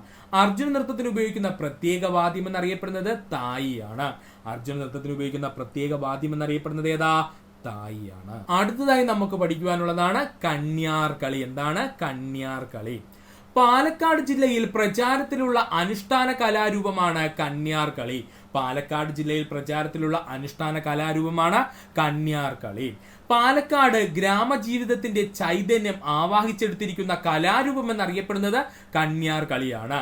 പാലക്കാട് ഗ്രാമജീവിതത്തിന്റെ ചൈതന്യം ആവാഹിച്ചെടുത്തിരിക്കുന്ന കലാരൂപം എന്നറിയപ്പെടുന്നത് കണ്യാർ കളിയാണ്. ദേശത്ത് കളി, ലാലാകളി, മരുത്തുകളി, പൊന്നാനക്കളി എന്നീ പേരുകൾ അറിയപ്പെടുന്നത് എന്ന് ചോദിച്ചാൽ അത് കണ്യാർ കളിയാണ്. പഠിച്ചോളണേ. ദേശത്തുകളി, ലാലാകളി, മരുത്തുകളി, പൊന്നാനക്കളി എന്നീ പേരുകളിൽ അറിയപ്പെടുന്ന കലാരൂപം എന്ന് ചോദിച്ചാൽ അത് കണ്യാർ കളിയാണ്. കന്യാർ കളിയുടെ അനുഷ്ഠാന ചടങ്ങ് 4 ദിവസം വരെ നീണ്ടു നിൽക്കുന്നു. കന്യാർ കളിയുടെ ആദ്യത്തെ അനുഷ്ഠാനം എന്നറിയപ്പെടുന്നത് വട്ടക്കളിയാണ്. ഓർത്തോളനെ. കന്യാർ കളിയുടെ അനുഷ്ഠാന ചടങ്ങുകൾ 4 ദിവസം വരെ നീണ്ടു നിൽക്കുന്നു. അതിൽ തന്നെ കന്യാർ കളിയുടെ ആദ്യത്തെ അനുഷ്ഠാന ചടങ്ങ് എന്നറിയപ്പെടുന്നത് വട്ടക്കളിയാണ്. തുടർന്നുള്ള ദിനങ്ങളിൽ പുറാട്ടുകളിയും അവതരിപ്പിക്കുന്നു. ആ ദിവസം കഴിഞ്ഞു കഴിഞ്ഞാൽ പിന്നെയുള്ള 3 ദിവസങ്ങൾ പുറാട്ടുകളികളും അവതരിപ്പിക്കുന്നു. കന്യാർ കളിയിലെ അവസാനത്തെ ചടങ്ങാണ് പൂവാരൽ. കന്യാർ കളിയിലെ അവസാന ചടങ്ങ് എന്ത് പേരിലാണ് അറിയപ്പെടുന്നത്? പൂവാരൽ എന്ന പേരിലാണ് അറിയപ്പെടുന്നത്. ഒന്നുകൂടി പറയാം സുഹൃത്തുക്കളെ, ശ്രദ്ധിക്കുക. കന്യാർ കളിയെ പറ്റിയാണ് നമ്മൾ പറഞ്ഞുകൊണ്ടിരുന്നത്. പാലക്കാട് ജില്ലയിൽ പ്രചാരത്തിലുള്ള അനുഷ്ഠാന കലാരൂപം കന്യാർ കളി. പാലക്കാട് ഗ്രാമജീവിതത്തിന്റെ ചൈതന്യം ആവാഹിച്ചെടുത്തിരിക്കുന്ന കലാരൂപം എന്നറിയപ്പെടുന്നത് കന്യാർ കളിയാണ്. ദേശത്ത് കളി, ലാലാക്കളി, മരുത്തുകളി, പൊന്നാനക്കളി എന്നീ പേരുകളിൽ അറിയപ്പെടുന്ന കലാരൂപം കന്യാർ കളിയാണ്. കന്യാർ കളിയുടെ അനുഷ്ഠാന ചടങ്ങുകൾ 4 ദിവസം വരെ നീണ്ടു നിൽക്കുന്നു. കന്യാർ കളിയുടെ ആദ്യ അനുഷ്ഠാന ചടങ്ങ് എന്നറിയപ്പെടുന്നത് എന്താണ്? വട്ടക്കളിയാണ്. തുടർന്നുള്ള ദിനങ്ങളിൽ പുറാട്ട് കളിയും അവതരിപ്പിക്കപ്പെടുന്നു. കന്യാർ കളിയിലെ അവസാന ചടങ്ങ് എന്നറിയപ്പെടുന്നത് പൂവാരലാണ്. പഠിക്കുക. അടുത്തതാണ് നമുക്ക് എല്ലാവർക്കും അറിയാവുന്ന തിരുവാതിരക്കളി. അരങ്ങുകളിലും വീട്ടുമുറ്റത്തും സ്ത്രീകൾ അനുഷ്ഠിക്കുന്ന കലാരൂപമാണ് തിരുവാതിരക്കളി. അരങ്ങുകളിലും വീട്ടുമുറ്റത്തും സ്ത്രീകൾ അനുഷ്ഠിക്കുന്ന കലാരൂപമാണ് തിരുവാതിരക്കളി. തിരുവാതിരക്കളിയുടെ പ്രധാന ഭാവം ലാസ്യമാണ്. തിരുവാതിരക്കളിയുടെ പ്രധാന ഭാവം ലാസ്യമാണ്. പാതിരാപ്പൂ ചൂടൽ ഏത് വിശേഷ ദിവസവുമായി ബന്ധപ്പെട്ടിരിക്കുന്നു എന്ന് ചോദിച്ചാൽ അത് തിരുവാതിരയുമായി ബന്ധപ്പെട്ടിരിക്കുന്നു. ഇമ്പോർട്ടന്റ് ആണ്. ഏത് ആഘോഷ വിഭാഗവുമായി ബന്ധപ്പെട്ടിരിക്കുന്നു എന്ന് ചോദിച്ചാൽ അത് എട്ടങ്ങാടി തിരുവാതിരയുമായി ബന്ധപ്പെട്ടിരിക്കുന്നു. തിരുവാതിര കളിയിൽ കൂടുതലായും ആടിക്കളിക്കുന്ന പാട്ടുകളാണ് മച്ചാട്ട് ഇളയത് രചിച്ച പാട്ടുകൾ. തിരുവാതിര കളിയില് കൂടുതലായും ആടിക്കളിക്കുന്ന പാട്ടുകൾ ഏതാണ്? മച്ചാട്ട് ഇളയത് രചിച്ച പാട്ടുകളാണ്. പ്രധാന തിരുവാതിര പാട്ടുകളാണ് ഗംഗയുണർത്ത് പാട്ട്, കളം തുടിപ്പാട്ട്, സ്തുതികൾ, ഊഞ്ഞാൽ പാട്ടുകൾ, താലോലം പാട്ടുകൾ, പൂമൂടൽ പാട്ട്, തുമ്പിതുള്ളൽ പാട്ട്, കൈകൊട്ടിക്കളിപ്പാട്ട്, കുമ്മിപ്പാട്ട്. പഠിച്ചോളണേ. പ്രധാനപ്പെട്ട തിരുവാതിര പാട്ടുകൾ ഏതൊക്കെയാ? ഗംഗയുണർത്ത് പാട്ട്, കളം തുടിപ്പാട്ട്, സ്തുതികള്, ഊഞ്ഞാൽ പാട്ടുകള്, താലോലം പാട്ട്, പൂമൂടൽ പാട്ട്, തുമ്പിതുള്ളൽ പാട്ട്, കൈകൊട്ടിക്കളിപ്പാട്ട്, അതുപോലെ കുമ്മിപ്പാട്ട്. അടുത്തതായി നമുക്ക് നോക്കുവാനുള്ളതാണ് അറബനമുട്ട്. എന്താണ് അറബനമുട്ട്? മുസ്ലിങ്ങളുടെ ഇടയിൽ പ്രചാരത്തിലുള്ള ഭക്തിരസ പ്രാധാന്യമുള്ള കലാരൂപമാണ് അറബനമുട്ട്. മുസ്ലിങ്ങളുടെ ഇടയിൽ പ്രചാരമുള്ള ഭക്തിരസ പ്രാധാന്യമുള്ള കലാരൂപമാണ് അറബനമുട്ട്. അറബനമുട്ടിന് ഉപയോഗിക്കുന്ന വാദ്യോപകരണമാണ് അറബന. അറബനമുട്ടിന് ഉപയോഗിക്കുന്ന വാദ്യോപകരണം എന്താ? അറബനയാണ്. അറബന നിർമ്മിക്കാൻ ഉപയോഗിക്കുന്ന തോൽ ആട്ടിൻ തോലാണ്. അറബന നിർമ്മിക്കാൻ ഉപയോഗിക്കുന്ന തോൽ എന്താ? ആട്ടിൻ തോലാണ്. കളിയുടെ ഓരോ ഭാഗത്തിനും പറയപ്പെടുന്ന പേരാണ് അടക്കമെന്ന്. കളിയുടെ ഓരോ ഭാഗത്തിനും അറിയപ്പെടുന്ന പേരെന്താ? അടക്കമെന്ന്. അഭ്യാസ പ്രകടനം കൊണ്ട് ഊർജ്ജസ്വലമായ കലാരൂപം എന്നറിയപ്പെടുന്നത് അറബനമുട്ടാണ്. അഭ്യാസ പ്രകടനങ്ങൾ കൊണ്ട് ഊർജ്ജസ്വലമായ കലാരൂപം എന്നറിയപ്പെടുന്നത് അറബനമുട്ടാണ്. ഒന്നുകൂടി പറയാം സുഹൃത്തുക്കളെ, ശ്രദ്ധിക്കുക. അറബനമുട്ടിനെ പറ്റിയാണ് നമ്മൾ പറഞ്ഞുകൊണ്ടിരുന്നത്. മുസ്ലിങ്ങളുടെ ഇടയിൽ പ്രചാരമുള്ള ഭക്തിരസ പ്രാധാന്യമുള്ള കലാരൂപമാണ് അറബനമുട്ട്. അറബനമുട്ടിന് ഉപയോഗിക്കുന്ന വാദ്യോപകരണം അറബന. അറബന നിർമ്മിക്കാൻ ഉപയോഗിക്കുന്ന തോൽ ആട്ടിൻ തോൽ. കളിയുടെ ഓരോ ഭാഗത്തിനും പറയപ്പെടുന്ന പേര് അടക്കമെന്ന്. അഭ്യാസ പ്രകടനങ്ങൾ ഊർജ്ജസ്വലമായ കലാരൂപം എന്നറിയപ്പെടുന്നത് അറബനമുട്ടാണ്. അടുത്തതാണ് തൊൽപ്പാവക്കൂത്ത്. ശ്രദ്ധിക്കുക, തൊൽപ്പാവക്കൂത്ത്. പാലക്കാട് പൊന്നാനി പ്രദേശങ്ങളിൽ ദേവീക്ഷേത്രങ്ങളിൽ നടത്താറുള്ള അനുഷ്ഠാന കലാരൂപമാണ് തോൽപ്പാവക്കൂത്ത് എന്നറിയപ്പെടുന്നത്. പാലക്കാട് പൊന്നാനി പ്രദേശങ്ങളിലെ ദേവീക്ഷേത്രങ്ങളിൽ നടത്താറുള്ള അനുഷ്ഠാന കലാരൂപമാണ് തോൽപ്പാവക്കൂത്ത്. ഓലപ്പാവക്കൂത്ത്, നിഴൽപ്പാവക്കൂത്ത് എന്നീ പേരുകളിൽ അറിയപ്പെടുന്നത് തൊൽപ്പാവക്കൂത്താണ് കേട്ടോ. ഓലപ്പാവക്കൂത്ത്, നിഴൽപ്പാവക്കൂത്ത് എന്നീ പേരുകളിൽ അറിയപ്പെടുന്നത് ആരാ? തോൽപ്പാവക്കൂത്താണ്. തോൽപ്പാവക്കൂത്തിൽ പാവകളെ നിയന്ത്രിക്കുന്നത് മുളവടി ഉപയോഗിച്ചാണ്. തോൽപ്പാവക്കൂത്തിൽ പാവകളെ നിയന്ത്രിക്കുന്നത് മുളവടി ഉപയോഗിച്ചാണ്. തോൽപ്പാവക്കൂത്തിന്റെ വിഷയം രാമായണ കഥയാണ്. തോൽപ്പാവക്കൂത്തിന്റെ വിഷയം എന്താണ്? രാമായണ കഥയാണ്. തോൽപ്പാവക്കൂത്തിൽ വലതുവശത്തുള്ള പാവകൾ ശ്രീരാമപക്ഷമെന്നും ഇടതുവശത്തുള്ള പാവകൾ രാവണപക്ഷമെന്നും കണക്കാക്കപ്പെടുന്നു. തോൽപ്പാവക്കൂത്തിലെ വലതുവശത്തുള്ള പാവകൾ ശ്രീരാമപക്ഷമെന്നും ഇടതുവശത്തുള്ള പാവകൾ രാവണപക്ഷമെന്നും കണക്കാക്കപ്പെടുന്നു. തോൽപ്പാവക്കൂത്തിലെ പ്രധാന വാദ്യമാണ് ഏഴുപറ. പഠിച്ചോളണേ. തോൽപ്പാവക്കൂത്തിലെ പ്രധാന വാദ്യമാണ് ഏഴുപറ. തോൽപ്പാവക്കൂത്തിലെ അകമ്പടി വാദ്യങ്ങൾ എന്നറിയപ്പെടുന്നത് ചെണ്ടയും മദ്ദളവും. തോൽപ്പാവക്കൂത്തിലെ അകമ്പടി വാദ്യങ്ങൾ എന്നറിയപ്പെടുന്നത് ചെണ്ടയും മദ്ദളവും. 2020 പത്മശ്രീ ലഭിച്ച നോക്കുവിദ്യ പാവക്കളി കലാകാരി മൂഴിക്കൽ പങ്കജാക്ഷി. ഇത് ചോദിച്ചതാണ്. 2020 പത്മശ്രീ ലഭിച്ച നോക്കുവിദ്യ പാവക്കളി കലാകാരി ആരാ? മൂഴിക്കൽ പങ്കജാക്ഷിയാണ്. ഒന്നുകൂടി പറയാം സുഹൃത്തുക്കളെ, ശ്രദ്ധിക്കുക. തോൽപ്പാവക്കൂത്തിനെ പറ്റിയാണ് നമ്മൾ പറഞ്ഞത്. പാലക്കാട് പൊന്നാനി പ്രദേശങ്ങളിൽ ദേവീക്ഷേത്രങ്ങൾ നടത്താറുള്ള അനുഷ്ഠാന കല തോൽപ്പാവക്കൂത്ത്. ഓലപ്പാവക്കൂത്ത്, നിഴൽപ്പാവക്കൂത്ത് എന്നിങ്ങനെ അറിയപ്പെടുന്നത് തോൽപ്പാവക്കൂത്താണ്. തോൽപ്പാവക്കൂത്തിൽ പാവകളെ നിയന്ത്രിക്കുന്നത് മുളവടി ഉപയോഗിച്ച്. തോൽപ്പാവക്കൂത്തിന്റെ വിഷയം രാമായണ കഥ. തോൽപ്പാവക്കൂത്തിൽ വലതുവശത്തുള്ള പാവകൾ ശ്രീരാമപക്ഷമെന്നും ഇടതുപക്ഷത്തുള്ള പാവകൾ രാവണപക്ഷമായും കണക്കാക്കുന്നു. തോൽപ്പാവക്കൂത്തിലെ പ്രധാന വാദ്യം ഏഴുപറ. തോൽപ്പാവക്കൂത്തിൽ അകമ്പടി വാദ്യങ്ങൾ എന്നറിയപ്പെടുന്നത് ചെണ്ടയും മദ്ദളവുമാണ്. 2020 പത്മശ്രീ ലഭിച്ച നോക്കുവിദ്യ പാവക്കളി കലാകാരി ആരാ? മൂഴിക്കൽ പങ്കജാക്ഷിയാണ്. അടുത്തതായി നമുക്ക് നോക്കാനുള്ള കലാരൂപമാണ് ദഫ്മുട്ട്. മറക്കരുത്, ഏതാണ്? ദഫ്മുട്ട്. മുസ്ലിം സമുദായക്കാരുടെ ഇടയിൽ പ്രചാരത്തിലുള്ള അനുഷ്ഠാന കലാരൂപമാണ് ദഫ്മുട്ട്. മുസ്ലിം സമുദായക്കാരുടെ ഇടയിൽ പ്രചാരത്തിലുള്ള അനുഷ്ഠാന കലാരൂപം ഏതാ? ദഫ്മുട്ടാണ്. ദഫ് എന്നത് പേർഷ്യൻ പദമാണ്. ദഫ് എന്നത് പേർഷ്യൻ പദമാണ്. മരത്തിന്റെ കുറ്റി കുഴിച്ചുണ്ടാക്കി അതിൽ ഒരു വശത്ത് തോൽ വെച്ച് കെട്ടി വൃത്താകൃതിയിൽ നിർമ്മിക്കുന്ന വാദ്യോപകരണമാണ് ദഫ് എന്നുള്ളത്.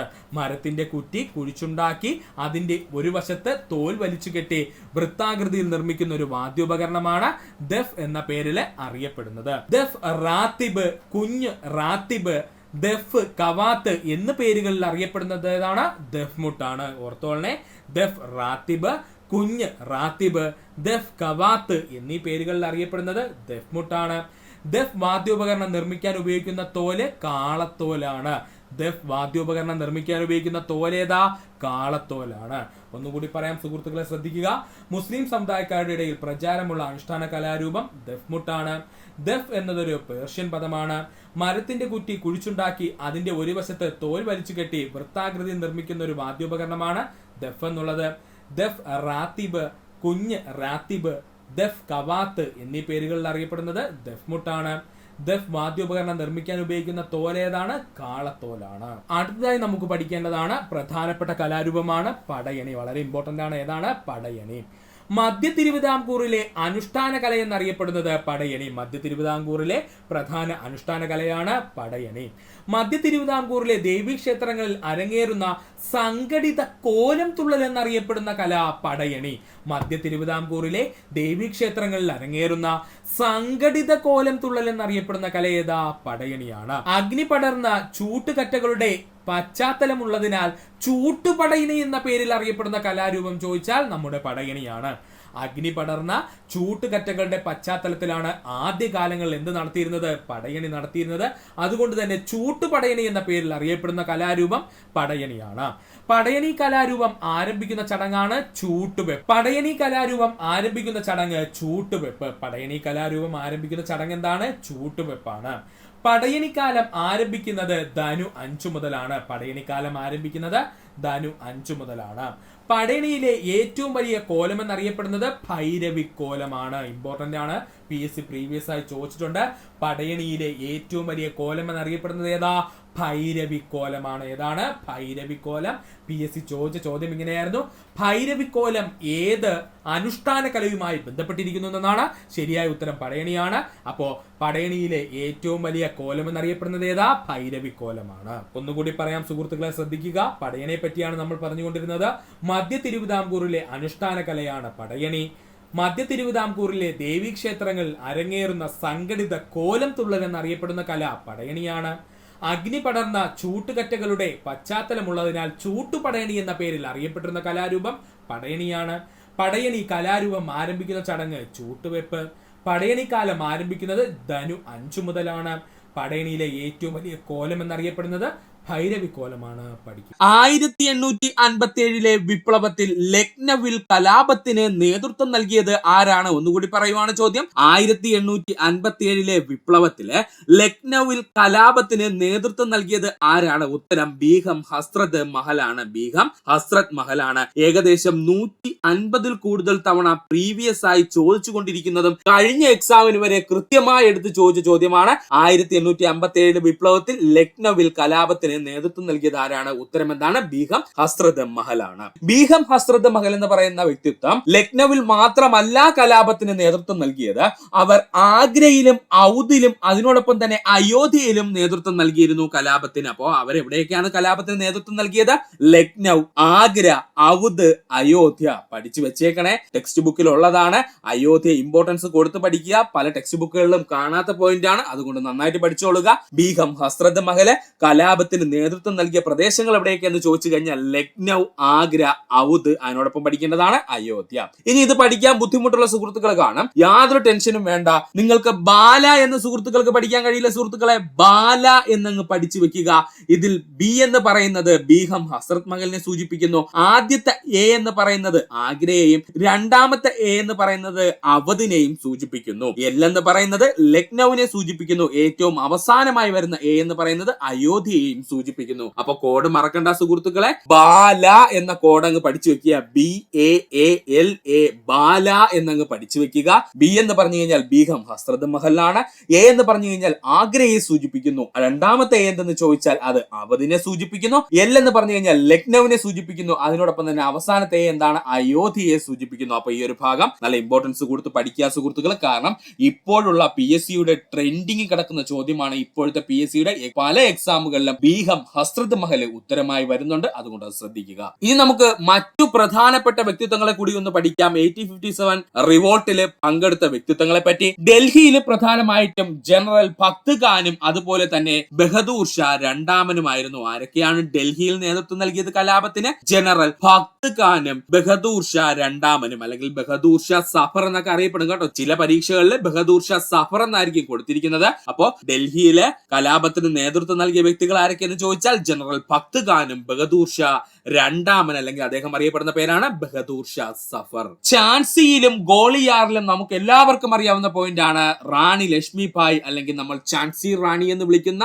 അല്ലെങ്കിൽ മണികർണിക എന്നറിയപ്പെടുന്ന ഝാൻസി റാണി ലക്ഷ്മിഭായി ആണ് ഝാൻസിയിലും ഗോളിയാറിലും കലാപത്തിന് നേതൃത്വം നൽകിയത്. ഫൈസാബാദിൽ മൗലവി അഹമ്മദുള്ളയായിരുന്നു കലാപത്തിന് നേതൃത്വം നൽകിയത്. ഫൈസാബാദിലെ മൗലവി അഹമ്മദുള്ളയായിരുന്നു. പഠിക്കാൻ ബുദ്ധിമുട്ടുണ്ടെങ്കിൽ FM എന്നങ്ങ് പഠിച്ചു വെച്ചേക്ക് കേട്ടോ. ഫൈസാബാദിലെ മൗലവി അഹമ്മദുള്ളയായിരുന്നു കലാപത്തിന് നേതൃത്വം നൽകിയത്. അതൊന്ന് പഠിച്ചു വെച്ചോളാം. കുറച്ചു നാളായിട്ട് ഇത്തരത്തിലുള്ള ചോദ്യങ്ങൾ കണ്ടുവരുന്നു. ബീഹാർ, ജഗദീഷ്പൂർ, ആര, കൻവർ സിംഗ്. ബീഗം ഹസ്രത് മഹൽ കഴിഞ്ഞു കഴിഞ്ഞാൽ പിന്നെ PSC ഒത്തിരി തവണ ചോദിച്ച പേരാണ് കൻവർ സിംഗ് എന്നുള്ള പേര്. അതുകൊണ്ട് ആ ഭാഗം പഠിച്ചു വെക്കുക സുഹൃത്തുക്കൾ. ബീഹാർ, ജഗദീഷ്പൂർ, ആര എന്നീ പ്രദേശങ്ങളില് കലാപത്തിന് നേതൃത്വം നൽകിയ വ്യക്തിയാണെന്ന് ചോദിച്ചാൽ അത് കൻവർ സിംഗ് ആണ്. ഇനി ഇത് പഠിക്കാൻ ബുദ്ധിമുട്ടുണ്ട്, ഇല്ലെങ്കിൽ കൺഫ്യൂഷൻ ഉണ്ടെങ്കിൽ സുഹൃത്തുക്കൾ ഒരു ചെറിയ കോഡങ്ങ് പഠിച്ചു വെച്ചേക്കുക. ബീജ ആര കണ്ണ എന്നങ്ങ് പഠിച്ചു വെച്ചേക്കുക. ബീജ ആര കണ്ണ എന്നങ്ങ് പഠിച്ചു വെച്ചേക്കുക. ഇതിൽ ബി എന്ന് പറഞ്ഞു കഴിഞ്ഞാൽ ബീഹാർ ആണ്. ജ എന്ന് പറഞ്ഞു കഴിഞ്ഞാൽ ജഗദീഷ്പൂർ ആണ്. ആര എന്ന് ചോദിച്ചു കഴിഞ്ഞാൽ ആര തന്നെയാണ്. കണ്ണ എന്ന് പറഞ്ഞു കഴിഞ്ഞാല് കൻവർ സിംഗ് ആണ്. അപ്പൊ കോഡ് ഒന്നുകൂടെ പറഞ്ഞു തരാം സുഹൃത്തുക്കളെ, വളരെ ഈസിയാണ്. ബീജ ആര കണ്ണ, മറക്കരുത്. ബീജ ആര കണ്ണ എന്നങ്ങ് പഠിച്ചു വെക്കുക. ബീജ ആര കണ്ണ എന്നങ്ങ് പഠിച്ചു വെച്ചേക്കുക, മറക്കരുത് സുഹൃത്തുക്കളെ. ബി എന്ന് പറഞ്ഞു കഴിഞ്ഞാൽ ബീഹാർ, ജ എന്ന് പറഞ്ഞു കഴിഞ്ഞാൽ ജഗദീഷ്പൂർ, അതുപോലെ ആര എന്ന് പറഞ്ഞു കഴിഞ്ഞാൽ ആര തന്നെയാണ്. കണ്ണ എന്ന് പറഞ്ഞു കഴിഞ്ഞാൽ അത് കൻവർ സിംഗ് ആണ്. ആരാണ്? കൻവർ സിംഗിനെ സൂചിപ്പിക്കുന്നു. ഇതിൽ ബീഹാർ മാത്രം 100-ൽ കൂടുതൽ തവണ PSC ചോദിച്ചുള്ളതാണ്. അതാണ് ആ ഭാഗത്തിന്റെ ഇമ്പോർട്ടൻസ്. ഹരിയാനയിൽ കലാപത്തിന് നേതൃത്വം നൽകിയ വ്യക്തിയാണ് റാവു തുലാറാം. റാവു തുലാറാം ആണ് ഹരിയാനയിലെ കലാപത്തിന് നേതൃത്വം നൽകിയത്. ആസാമിലെ കലാപത്തിന് നേതൃത്വം നൽകിയ വ്യക്തിയാണ് മണിറാം ദത്ത. ആസാമിലെ കലാപത്തിന് നേതൃത്വം നൽകിയ വ്യക്തിയാരെന്ന് ചോദിച്ചാൽ അത് മണിറാം ദത്തയാണ്. സുഹൃത്തുക്കളെ ജസ്റ്റ് ഒന്ന് ഇങ്ങോട്ടൊന്ന് ശ്രദ്ധിക്കണേ. ഹരിയാനയിലെ ആന റാം റാം എന്ന് പറഞ്ഞുകൊണ്ട് നടക്കുമെന്ന് വിചാരിക്കുക. ഹരിയാനയിലെ ആന എങ്ങനെയാണ്? റാം റാം എന്ന് വിളിച്ചുകൊണ്ട് നടക്കുമെന്ന് ആലോചിക്കുക. അപ്പൊ ഹരിയാനയിലെ കലാപത്തിന് നേതൃത്വം നൽകിയ വ്യക്തി ആരാണ്? റാവു തുലാറാം. റാവു തുലാറാം. ഓക്കെയാണ്. ആസാമിലെ മണി എപ്പോഴും റാം റാം എന്ന് പറഞ്ഞായിരിക്കും അടിച്ചുകൊണ്ടിരിക്കുന്നത് കേട്ടോ. ആസാമിലെ മണി എങ്ങനെയാണ്? റാം റാം എന്ന് പറഞ്ഞായിരിക്കും അടിച്ചുകൊണ്ടിരിക്കുന്നത്. അതും ഒന്ന് ഓർത്ത് വെച്ചേക്കുക. അപ്പൊ ആസാമിലെ കലാപത്തിന് നേതൃത്വം നൽകിയ വ്യക്തിയാരെന്ന് ചോദിച്ചാൽ അത് മണിറാം ദത്തയാണ്. ഈ 2 പോയിന്റ്സും LDC ലെവൽ ചോദിച്ചതാണ് കേട്ടോ. അതുകൊണ്ടാണ് നമ്മൾ ഇവിടെ ഉൾപ്പെടുത്തിയത്. അപ്പോ ഹരിയാനയിലെ ആന എങ്ങനെയാ വിളിക്കുന്നത്? റാം റാം റാം എന്ന് പറഞ്ഞ് ഇങ്ങനെ പറഞ്ഞുകൊണ്ട് നടക്കും. ആസാമിലെ മണി എങ്ങനെയാ മുഴങ്ങുന്ന സുഹൃത്തുക്കളെ? അത് റാം റാം റാം എന്ന് പറഞ്ഞാണ് മുഴങ്ങുന്നത്. അപ്പോ ആസാമിലെ കലാപത്തിന് നേതൃത്വം നൽകിയതാരെന്ന് ചോദിച്ചാൽ മണിറാം ദത്തയും, ഹരിയാനയിലെ കലാപത്തിന് നേതൃത്വം നൽകിയതാരെന്ന് ചോദിച്ചാൽ റാവു തുലാറാമുമാണ്. പഠിക്കുക.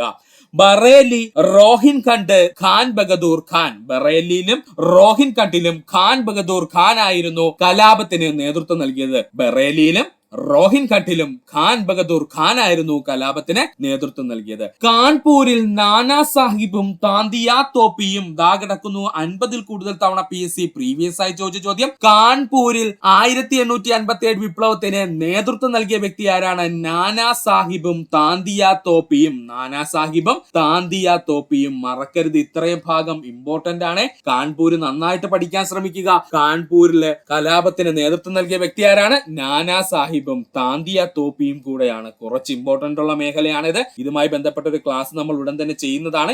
എക്സാം ഓറിയന്റഡ് ആയിട്ട് സുഹൃത്തുക്കൾ ഇത്രയെങ്കിലും വ്യക്തമായിട്ട് പഠിച്ചിരിക്കണം. കാരണം ഈ പറഞ്ഞിരിക്കുന്ന എല്ലാ പോയിന്റും SCERT ടെക്സ്റ്റ് ബുക്കിലുള്ളതാണ്. അതുകൊണ്ട് പഠിക്കുക. ഇത്രയുമായിരുന്നു നമ്മുടെ സെക്രട്ടേറിയറ്റ് ഓഫീസ് അറ്റൻഡന്റ് മെയിൻസിന്റെ PSC നിരന്തരം ചോദിക്കുന്ന സുപ്രധാന 5 ടോപ്പിക്കുകൾ ഫസ്റ്റ് പാർട്ടിൽ നമ്മൾ പഠിച്ചത്.